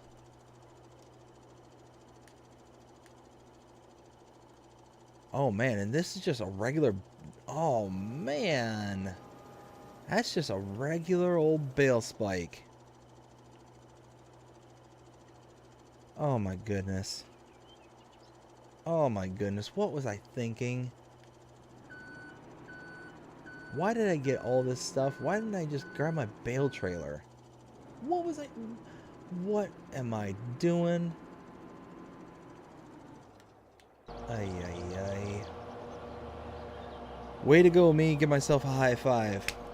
Let's go. Saskatchewan says, we'll catch you all next time. Have a good night. Y'all sleep well. It is 10:43 here. All right, Saskatchewan, it was good hanging out with you. Hope you have yourself a good night and take care. We'll see you next time. I don't know what I was thinking there. I don't know why Why did my brain go from telehandler to front end loader to skid steer loader to this bale fork when I could have just grabbed my auto loading trailer from the farm and just used that? What was I thinking? Oh my goodness. Now oh my goodness. Ay ay ay. Okay, well, we'll let this worker kind of keep on doing their thing. They're almost done. They're starting to make good progress now. Here, let's grab...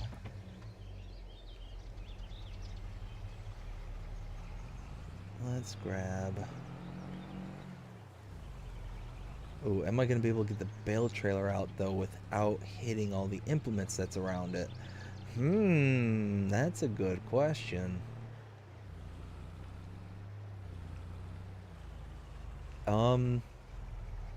What happened there? Oh no, did I smack into it and I didn't realize it? Oh my goodness.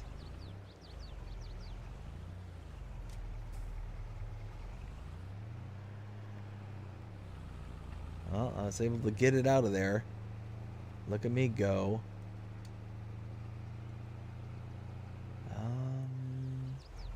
There we go. Alright. Now we're talking. We can get this over to that field there.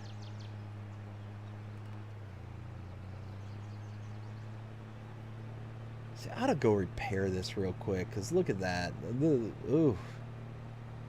I don't think it's going to be much repair. Let's go ahead and, yeah, let's go ahead and do that. Let's go repair this. The worker's still working, so I can't do much else outside of that, so not going to hurt nothing just to go ahead and fix this up.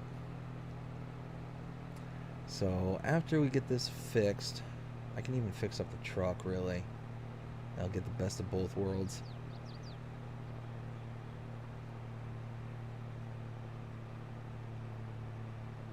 Let's see, how is the worker doing?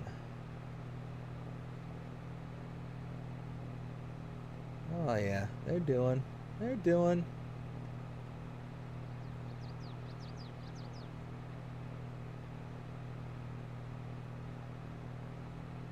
tell you what, I love all those bales there, and just the way this farm looks is just really slick. Oh dear, oh dear. Come on, right the ship.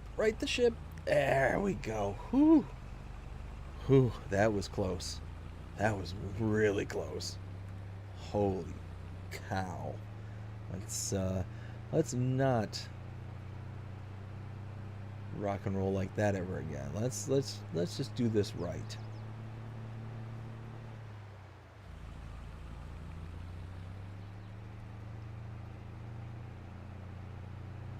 There we go. Go right here. Oh yeah, $352. Pay that all day, every day. And $584 to repair the truck. Yeah, look at that. That's much better. Much better.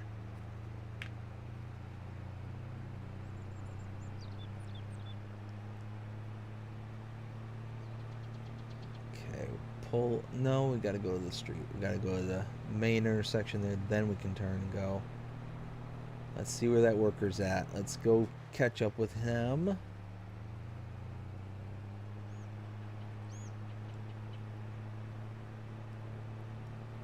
We are almost there. We are almost to that contract field.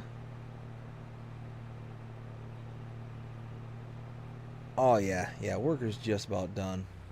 Cool. That's awesome, because, yeah, once we get done with this, we'll start tedding.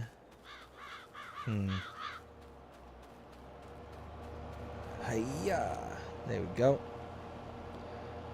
Let's see. Ken says, stupid as BDD. I can't eat red crab. I can eat red. Blah, blah, blah. I can eat red crab raw. LOL. But you have cut out the poison sac first. Ooh, yeah. Yeah, definitely want to make sure that you do that. Holy, yeah, didn't even dawn on me.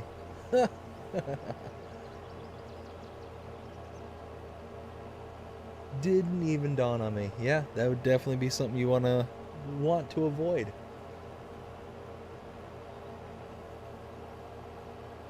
You know what's funny? I got to thinking about things the other day. Every once in a while, my brain just kind of slips into these thinking modes where I'll sit there and think of something in life.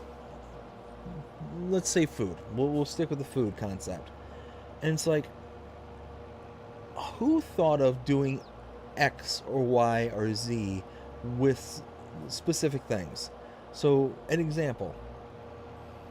Who thought to take, I don't know,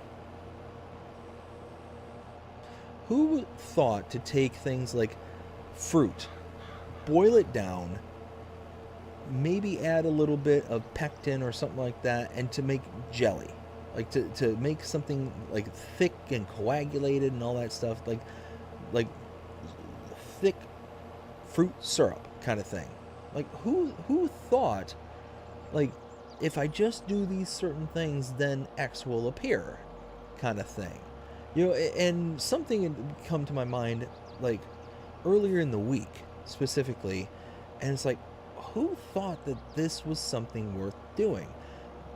For example, there's that Japanese delicacy for the blowfish, but if it has to be cut like a very specific way, if it's not cut exactly the way, and you cut into the poison sac, then all the meat's tainted, it could kill you, like the whole 9 yards. Like, it is rough and wild stuff, kind of thing. But it's supposed to be like this huge delicacy overseas, and it's one of those, like, who thought, you know, obviously it's not trial and error. I mean, you error, you trialed. I mean, it's one of those where you're not getting a second chance, kind of thing.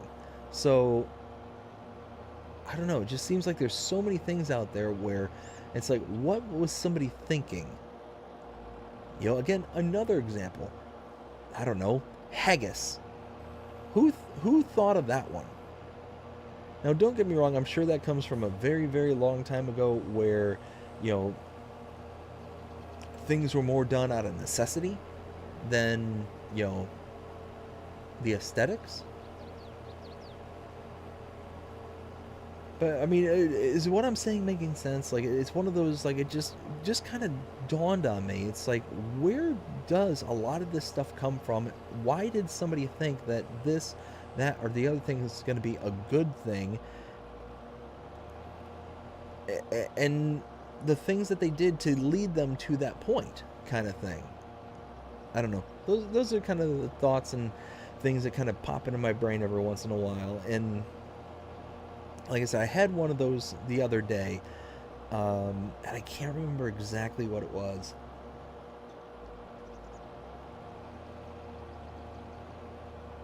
Yeah, I can't remember. Oh, you know, that's what it was.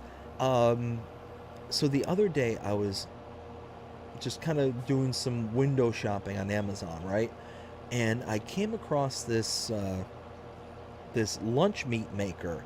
So basically, think of this little metal uh, cylinder, and you pack it full of your lunch meat, not lunch meat, but you pack it full of meat, like ground pureed meat, with spices and all sorts of stuff. You pack it in there, and then it has this little spring press that makes this giant log. And from that log, you can then slice it real thin, and you have your own homemade deli meat kind of thing. So you could do like turkeys and hams and bologna and all these different kinds of meats and stuff that you can make at home kind of thing. Well, I got to thinking about it. It's like, who thought of adding things like curing salts, to your meats to make sure that they're not going to spoil and they're not going to, taint you and things like that. Like, I mean, it obviously had to be like trial and error, and eventually somebody came up with the understanding and concept. Okay, well, I need to add this component in order for it to not hurt people, but it's still one of those things like again, how did somebody come up with that? I don't know. Somebody apparently a lot smarter than me. There we go. So now let's fold this away.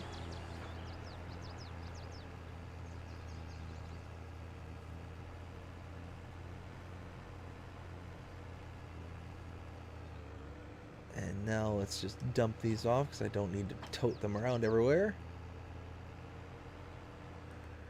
Let's see. So we've got Ken saying Bobby's still fish bait.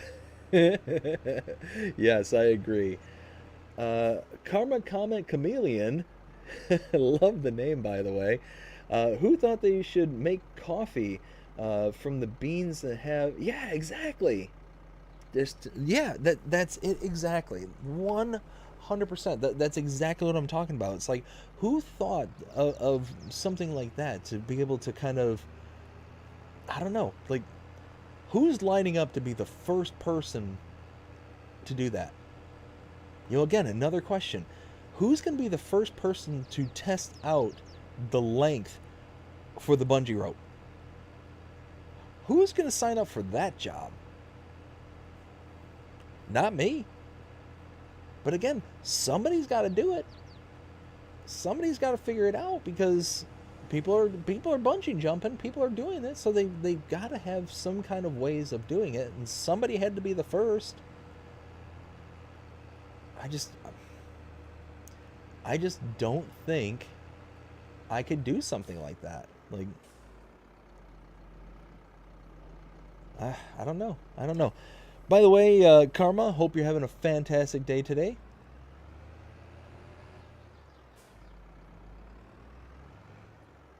Now let's see. Let's go ahead and hook this stuff up. We can just take one trip instead of two. So, Morath, hey, how's it going? Hope you're having a fantastic day so far. I'm from Scotland, and haggis is great. Best thing to compare it to is Bob Evans sausage with a bit more pepper. Okay. Well, and here's the thing is, I'm not even saying that haggis is bad. I'm just saying, who thought that would be like the thing to do? Like, I get it. I'm not knocking haggis whatsoever. I mean, because we use, pig intestines to case hot dogs and stuff like that. So, I mean, it's not like it's outside of the ordinary to use like a sheep's stomach kind of thing. It's not that far off. That's not necessarily even what I was like commenting on. It's just what kind of like thought process happens when you are the first to try something kind of thing.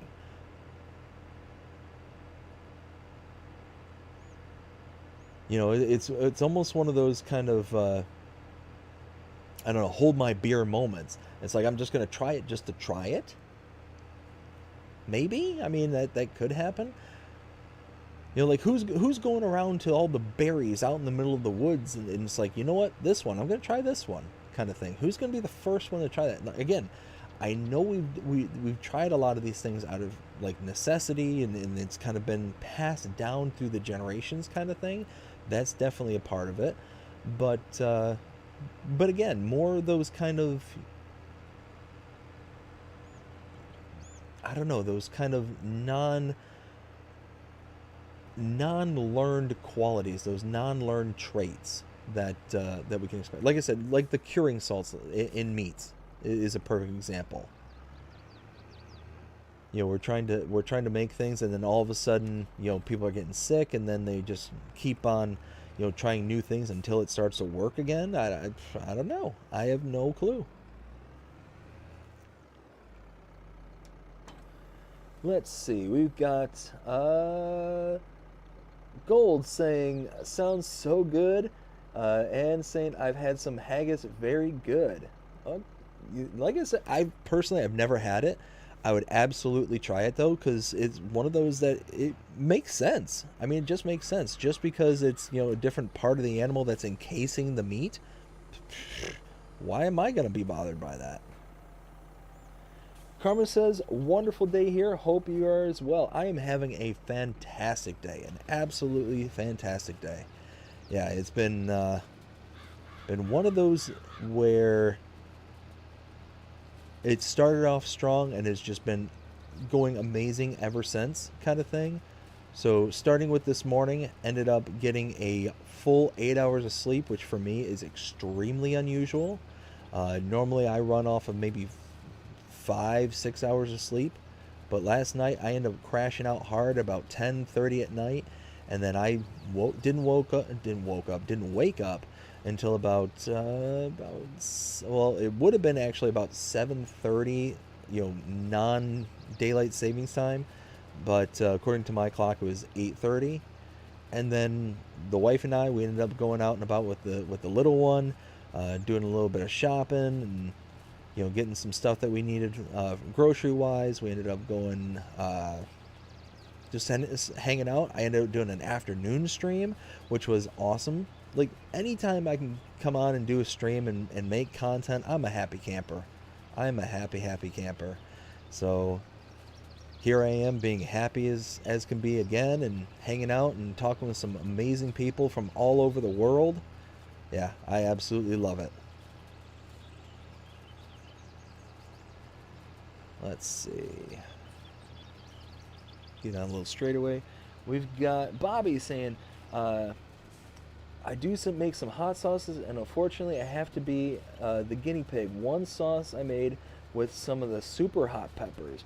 Oh yeah. Yeah, see that's another thing. Who goes out and is like, you know what, I'm going to be the first person to try a ghost pepper or Carolina Reaper or any of that? Who's going to be like, you know what, let me start sticking these things that look like shriveled, you know, you know what, hold on, let me reel that one back in. Let me start sticking these peppers in my mouth and see what happens, kind of thing. Again, either somebody braver or potentially dumber than me. I'm certainly going with the braver, but I don't know. It's just, and don't get me wrong, I love me some spicy food. I love the spice. But to be that first person, it's like, you know what, I'm gonna home. And then who's the person that watches the first person do that, stick one of those Carolina Reapers in their mouth, and they're like, let me give this a try.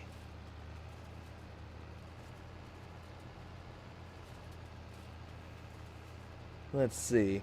Karma says the YouTube grind is real. Yes, the YouTube grind is absolutely real. It's one of those, don't get me wrong, I absolutely love it. I absolutely love what I'm doing here. I'm a husband, I'm a father. Those are the most important things in my life, followed by, I'm a full-time worker. I work 40 hours plus every week. This is what I do to blow off steam. This is what I do to have fun. And I love it. I absolutely love it. And I'm more than happy to be up until, 1, 2, 3 o'clock in the morning. Let's say it's 1 o'clock in the morning right now. More than likely I'm going to be up at like 7, 8 o'clock tomorrow. Probably closer to 7. And I'm fine with that.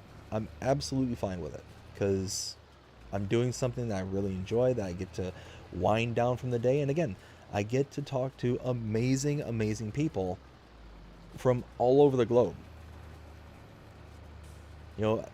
I don't know, Morath, if you've told me that before, that you were from Scotland, and that I don't think that's ever come up prior to today. But one of those, I had no clue, or at least I don't recall being told that. So it's just one of those that, yeah, finding out that Morath is from Scotland. We've got, several people from all over the globe, here in the United States, across the pond, over in Europe, over in Australia. We've got people all over the place, and it's fantastic. This is a great community, and I absolutely love it. Speaking of which, just dawned on me, I need to give my shout outs. So before I do that, though, I want to give one more shout out to Predator Studios. Predator Studios, thank you so very, very much for creating the channel emojis and the channel badges. I gave you a shout out right at the beginning of the stream. I wanted to give you another one here towards the latter end of the stream. Recently contracted Predator Studio to create 2 new badges, or I'm sorry, 2 new emojis for the channel. Let me see. I'm not sure if I can pop them in, but I will if I can. Yes, I can. So we've got this one and that one. Those are the 2 new emojis that Predator Studio has put out there for the channel, and I think they are absolutely amazing. Now, go ahead and give out my shout outs here to all my Tier 2 channel members. I'm going to go in reverse order this time, starting with Ken Adlam, and Crazy Chris Sims, and Luke Bernie King, and Will T Gaming, and Mark K. Thank all of you so very, very much for being Tier 2 channel members. I greatly appreciate every single one of you. Very, very fantastic. And it goes to directly support the channel for its continued growth and sustainability. Very much appreciate it. If you are interested in becoming a member to the channel, go ahead and check out the link in the description below, or check out the main channel page where you will see a join button, and there you can gain access to items such as the custom badges and custom emojis we just talked about, as well as early access to edited content such as the Let's Plays and channel shorts. That all starts at 99 cents a month. You also, for $4.99 a month, get access to what you just heard here. The Tier 2 members get the shout out every single live stream that I do. And yeah, like I said, it is... the controller drift is real. Stop it. There we go. And that starts at $4.99 a month. So again, if you are interested, check out the link in the link in the description below, or the join button on the main channel page. I think there may also be a join button on the splash page below the stream here. Go and check those out. Greatly appreciate it. And I also want to give a shout out to every single one of my channel subscribers and all of my viewers. Thank you all so very, very much. I greatly appreciate every single person who comes out, hangs out with me on these streams. I greatly appreciate everyone who checks out and watches my content. I hope that I continue to earn your subscription every single day. Every single day. That drift is going to drive me nuts. I hope that we come on here, that we have fun together, that we're able to hang out and talk about whatever it is we want to talk about here on the live streams. I hope that everybody is enjoying the Let's Play series that we do. The one here on Alma, I think, is going very, very well, and I hope everybody is enjoying it and agrees that it's going very, very well. We've got lots of places to go, lots of things to do here on this particular map, and I'm really looking forward to seeing where this one takes us. So again, thank you all so very, very much. Let's see. Morath says, come to America in 1973, spent 28 years as a first responder, now retired and thinking about moving back to Edinburgh. Okay, very nice. Well, for one, being a first responder, thank you for your service. I greatly appreciate you doing that. That is fantastic. Bobby says, oh wait, I'm missing stuff. I'm sorry, Karma. Ontario, Canada. See, yeah, see, there's another one. Karma, I'm originally from Michigan, so I'm very familiar with Ontario. I used to bob over the bridge there, all the time back when I turned like 18, 19. Would go up there and spend the weekends, and I have family up there well, uh, just outside of Ontario there. They're actually not up there anymore. They moved back here to the States, but no, very, very familiar with Ontario. Loved it up there. Let's see. Bobby says, I have eaten a Carolina Reaper before, and I am glad I had some food in my stomach. That heat was painful. I was also eating a pepper that was supposed to be less hot. And I swear oh man, Apocalypse Scorpion. Boy. Yeah, so funny story. I spoke of the place earlier called the Pepper Palace and how they make different hot sauces. They have their own spice rubs and stuff like that. Well, one of the things that they do, like I said, is they make hot sauces, barbecue sauces, things like that. Well, my wife and I had gone to the store to get a few things, and I decided to step in there, as I tend to do, just to kind of see what all stuff they have available. And they had this hot sauce that you could test at the front desk. And what they're supposed to do is they're supposed to make you sign a waiver after, like, before you try it. And they tell you don't take anything bigger the size of a pea. And they're saying a pea is pushing it. I think, if I remember correctly, after I had tried it, they told me that the scale of heat was like 6 million Scoville, something like that. I could be wrong about that. It was brutal. But they were supposed to make me sign a waiver. I didn't. They didn't tell me that before I tried it. And I tried one about the size of a pea. Put it on a spoon, and then put it in my mouth, and at first not a big deal. Was no problem whatsoever. I was like, oh, okay, that's pretty good flavor. And they were looking at me like I have 3 heads. And I'm like, what? They're like, are you okay? I'm like, yeah, why? Why should I not be okay? They're like, you should be doubled over in pain right now. I'm like, oh, okay, well, good to know. And I walked out. I ended up buying some. I think I bought some more of that rub that I use for my barbecue. And as I'm walking down the hallway there, because it's basically an outlet, and it's like one of those outdoor outlets. And as I'm walking around, I'm starting to feel it. I'm starting to feel this burn, like, deep in my stomach. And I'm like, uh-oh. And then I meet up with my wife. I look at her straight, and it's getting worse, and it's getting worse and worse and worse as time is going on.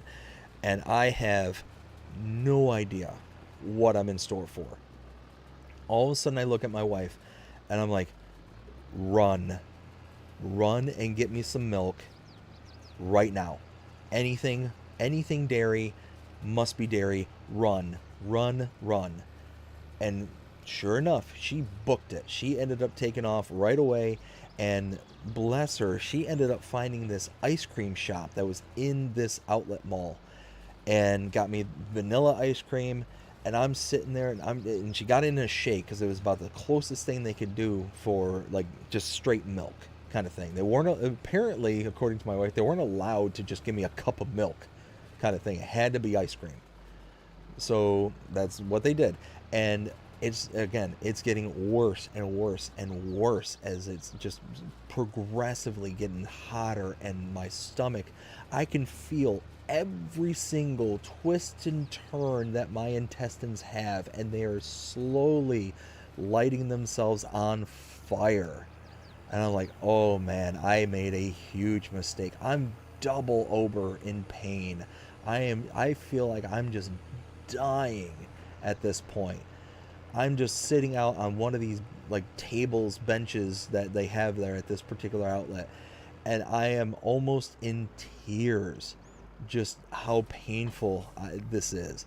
I have no idea what's going on. Like I know what's going on, but it's just one of those like I don't know when the end is coming kind of thing. So she gets me this this milkshake, this vanilla milkshake, and I am just slamming this thing down as quick as I can just to try and provide any kind of relief whatsoever.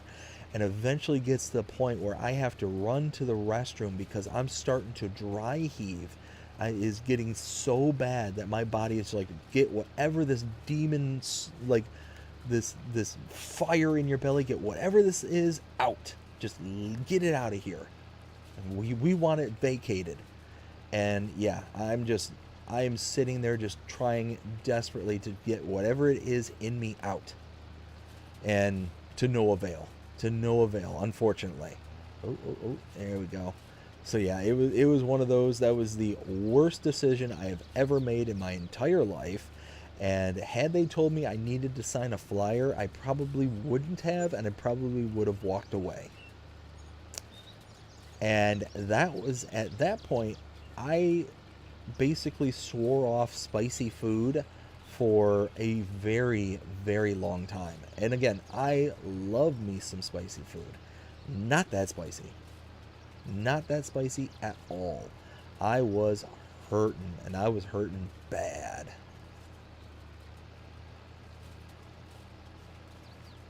Let's see. Let's go ahead and finish this round here, and then I'll catch up with the chat.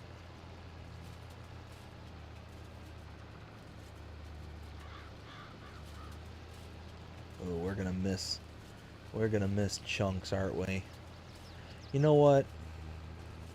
I don't want to do this. I don't necessarily want to do this, but I really think I should, because it's just one of those, I feel like I'm just going to miss out on a bunch of products. So if I'm going to go and lease a baler, I'm going to go lease the quick baler, and that way I can just kind of pick up everything and I don't have to necessarily deal with it from here. Let's see. Bobby says, Pepper was hotter than things are pure torture. Yeah, 100%. Morat says, I just started a new playthrough through the... Let's try that again. I just started a new playthrough on completion map. More of a self-challenge play. Oh, nice. That's awesome. Bobby says, that was capsaicin extract. I wouldn't... I won't try that. No, that is exactly what it is. So I ended up looking it up, and the Pepper Palace has a website, and they actually, so it was the hottest sauce, and it's a rotation on what they can make for their hottest sauce. It's like every year they bump it up to the next like Scoville level. And yeah, I think you're absolutely right, because I was reading through the ingredients list, and it was one of those like triple X skull and crossbones kind of warning labels, like, do not under any circumstances eat this in its purest form, and all this thing, like, do not take this straight. You're supposed to like only use a dab, and it's supposed to be mixed in with sauces and like all this stuff. Like, it gave so many warnings, so many red flags were going off, and yeah, they just let me take it straight. And it was after everything was all said and done when I realized that's why they looked at me strange. That's why they were sitting there like, holy cow, are you okay? Yeah, so $3,000 just to make this a little bit faster, and we'll be able to kind of rip through, get the bales, and be good to go. Yeah, I think that would be worth it. I think that's worth the price. Now, hopefully this little Valtra here has enough power to be able to tow this thing. I didn't, or power this thing. I didn't think about that.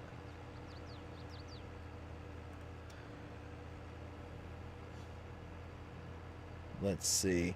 Ken says, if you did that in my country as a contractor, goodbye to your business. Oh, yeah. Yeah, no, it's one of those where, I mean, it was my own fault. It was my fault. I could have read the label better. I could have understood better what it was that I was putting into my own body, kind of thing. So it's one of those. I don't blame the business at all, at all. I completely take full and sole responsibility. If especially they're not sitting there ratcheting my jaw open and trying to shove it down my throat kind of thing. I did it all on my own voluntary nature. I understand why businesses will have contracts and signing waivers and stuff like that, because I know there aren't people like me who will be like, you know what, this was my fault. And actually there's a lot of people out there who will explicitly go out of their way to obfuscate their own blame in certain things. But I mean, me, I've never been that kind of person. It's like if I do something wrong, I'm going to own up to it, kind of thing. I personally wish that more people kind of took that kind of mindset, because I think that things would be certainly a lot better as of a society if we were more willing to accept fault where it was ours to accept, instead of trying to come up with excuses or coming up with oh well, I shouldn't be held responsible, I shouldn't be held liable, or whatever.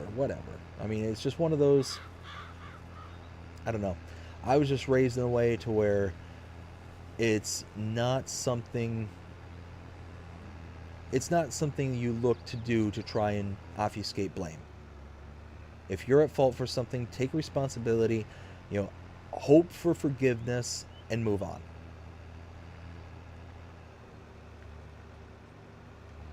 And depending on what it is that you've done, you might not be deserving of forgiveness, but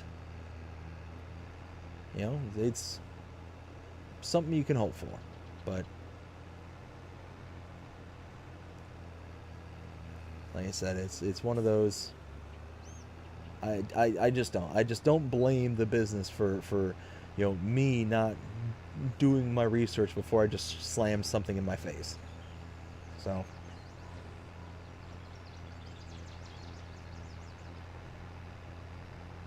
Well, I'm glad that this itty-bitty Valtra is able to tow this thing around. That's good.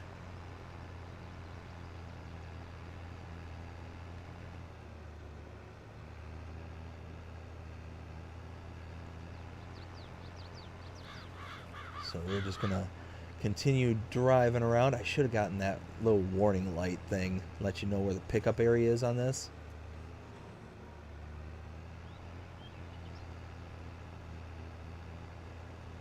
But not a big deal.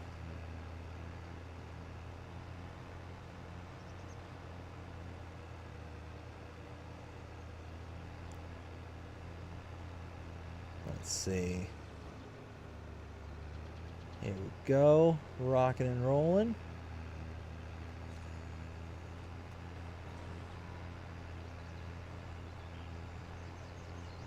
Let's see. So,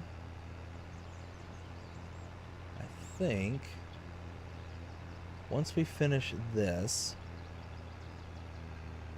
I might forward it to the next day, just to kind of get a glimpse as to what we can expect in the ways of contracts. So we should start getting some more and more contracts.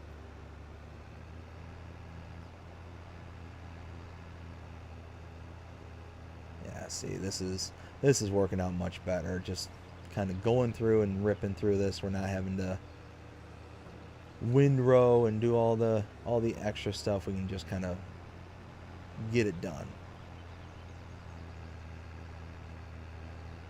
Yeah, I'm happy. I'm happy with this. Yeah, I'm missing out on $3 grand, but the contract is $9,000. I'm gonna be making, you know, a decent amount when it comes to the bales. I'm gonna have a decent amount of bales from this, so all in all, I think it's gonna work out just fine. So I made a $9,000 contract into a $3,000 contract, and just kind of be what it is. Let's see. Karma says, this reminds me of the 2017 playing with a modded harvester that drove as fast as as my pickup truck. Yeah, so this is a nice baler. I really do like this one. This is the quick baler, and it's got the wide pickup radius. It's got the, you know, fast baling capacities. It makes silage bales super quick. In this case, we're making hay, so it's not having to, you know, do any wrapping or anything like that. But it's one of those. This is an amazing mod, and it helps out a ton, especially on these more behind the scenes kind of gameplays that I do. Because for anybody who's not familiar with the Let's Plays and the live streams that I do, what the live streams are intended for is to, one, be kind of a hangout session for us to be able to kind of come together, hang out, and have some fun. That's number one. Number two is that it's meant to be as a kind of record of work.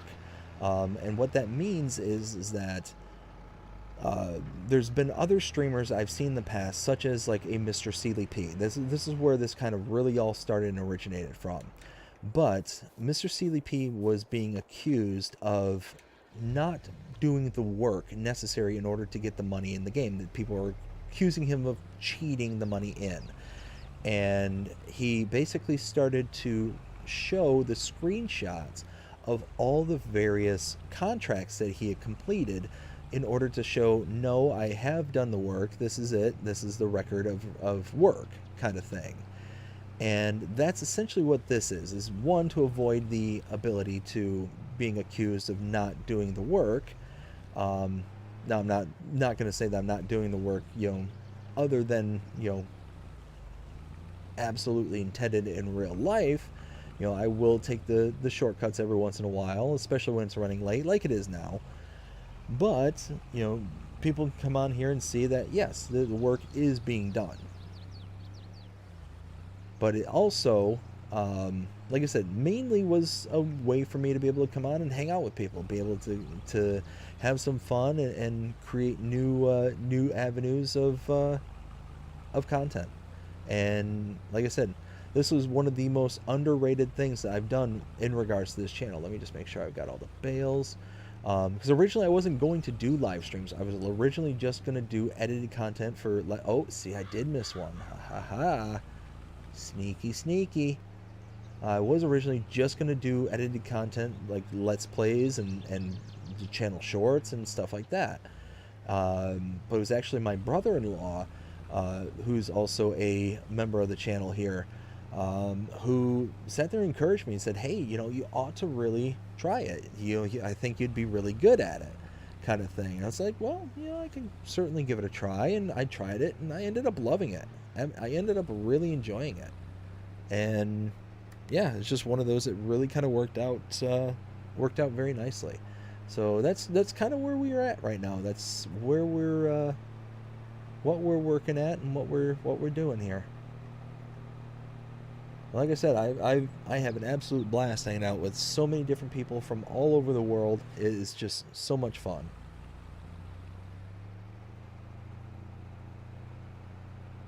So we are taking these up. We're going to sell as minimal as possible because I want to keep the rest.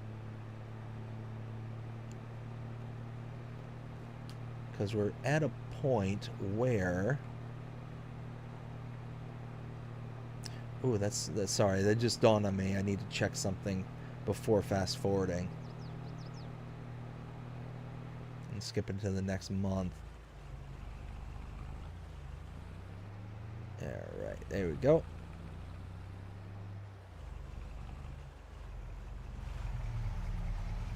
Now let's drop those.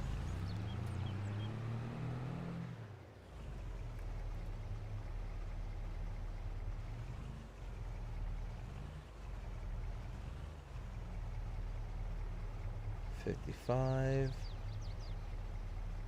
$74, $92.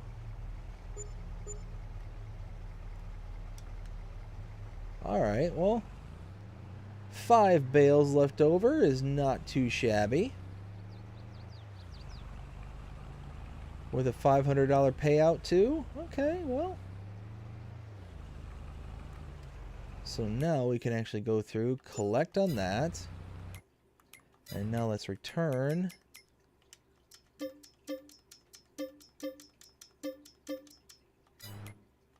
There we go. Now we're going to slam these into our bale storage over at the farm, and then we will be good. We'll be able to fast forward and kind of go from there. Let's see. And I see there's a couple of chats here, so let me pull over just real quick. I want to read those real quick because I think one of them is somebody hopping off. So Karma says, FS community has always been awesome. I streamed it from 2017 to 2019 under a different YouTube account, and they were some of the nicest people in the chats. 100%. This is such an amazing community. I've really grown to enjoy, and have gotten very close with several people, you know, in the community. I'm very, very grateful for being a part of it. Very, very happy with it. Let's see. Pacovia says, good night, sleep well. I'm going to take my daughter to school. All right, Pacovia, well, I hope you have yourself a fantastic day. Let's see. I hope you have a fantastic day, and we hope that we get to see you again around here soon. And then Bobby says, have a good day, Pacovia.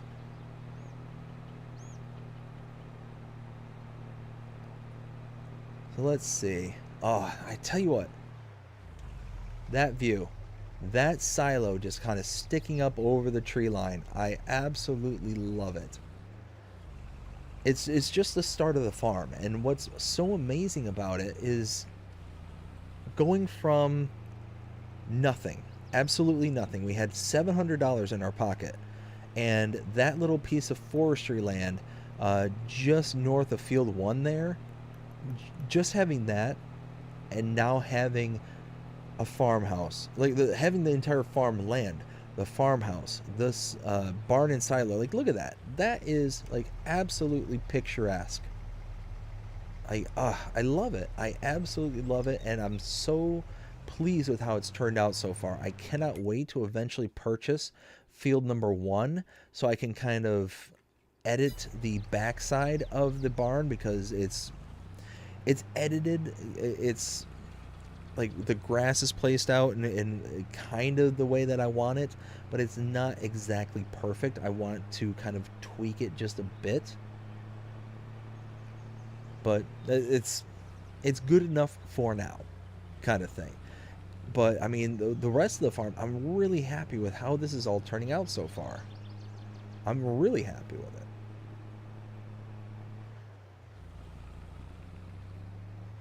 Let's see. Let's drop this off. Bam, bam. All right. Well, now we're at 72 bales. Booyah! With 98 grass bales. Yeah, I mean, we're doing awesome. This is awesome. Now let's see if I can get this put back in here carefully.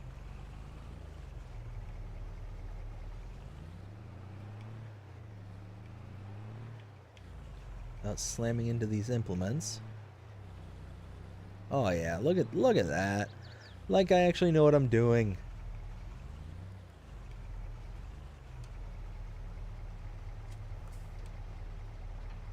There we go. Look at that. Look at that.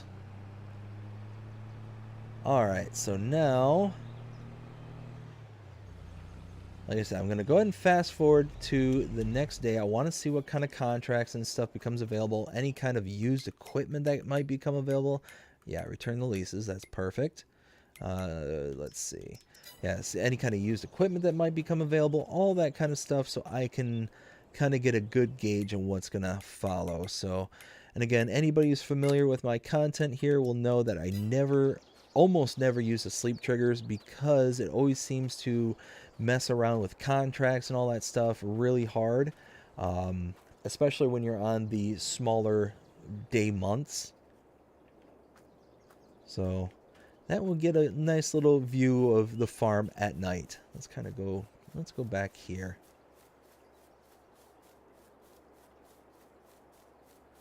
As it starts to get cloudy and rainy and dark. Ooh, something popped up. Ooh, a little Crone Swadro. Okay. 50% off. It's not bad. Not what I need right now, but not bad. Oh yeah, look at the lights kicking on. Looking good.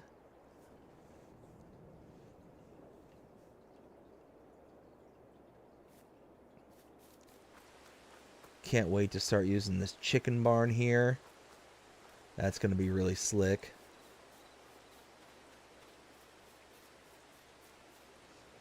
I love the automatic lights in this pack. Like, ugh, I can't wait. I cannot wait.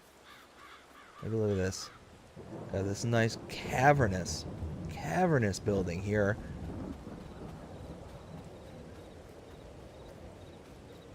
$13,000 liters of rye. Love it. We got this big old building here. And then the farmhouse. I think it just all goes very nicely together. I think it just all fits.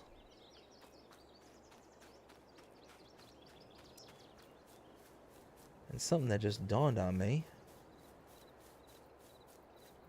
Are we still getting honey pallets spawning? Oh, yes, we are. Oh, yes, we really are. Oh, no, we're not. Are we not? They must be full. Oh. And Vermeer mower will go until 6 o'clock.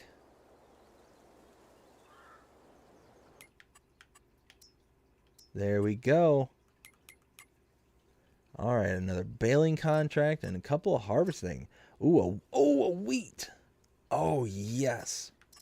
We are going to want that for the chickens so we can actually start getting some. But that is a small field. Whoa, what? That drift. Where's field 2? Oh, it's that little one right next to the farm. Okay. Well. Oh, I wish chickens took oats. Oh, well. Let's see. Karma says, make me want to play this again. I've opened the game once in the past 3 months. Oh, man, Karma. Yeah, this is a game I play almost every single day. Like, this is my distressor at the end of the day.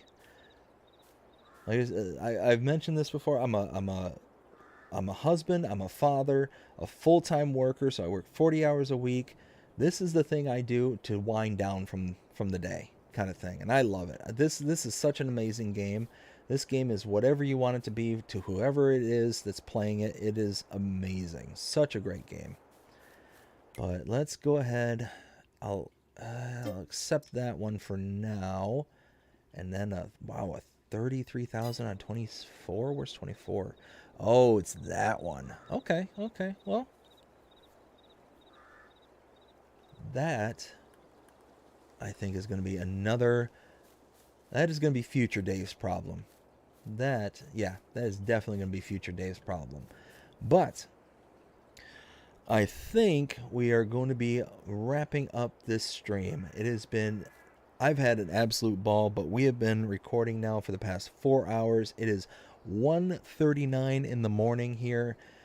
And yeah, I'm going to have to be up with the little one in the morning. So I hope you all enjoyed this. If you did, please show me by liking, sharing, subscribing, following, commenting, doing all the things. The algorithms enjoy you doing. It shows you're engaged with this channel, enjoying the content. And that being said, I hope you have a fantastic day, evening, night, wherever you are in the world. Take care.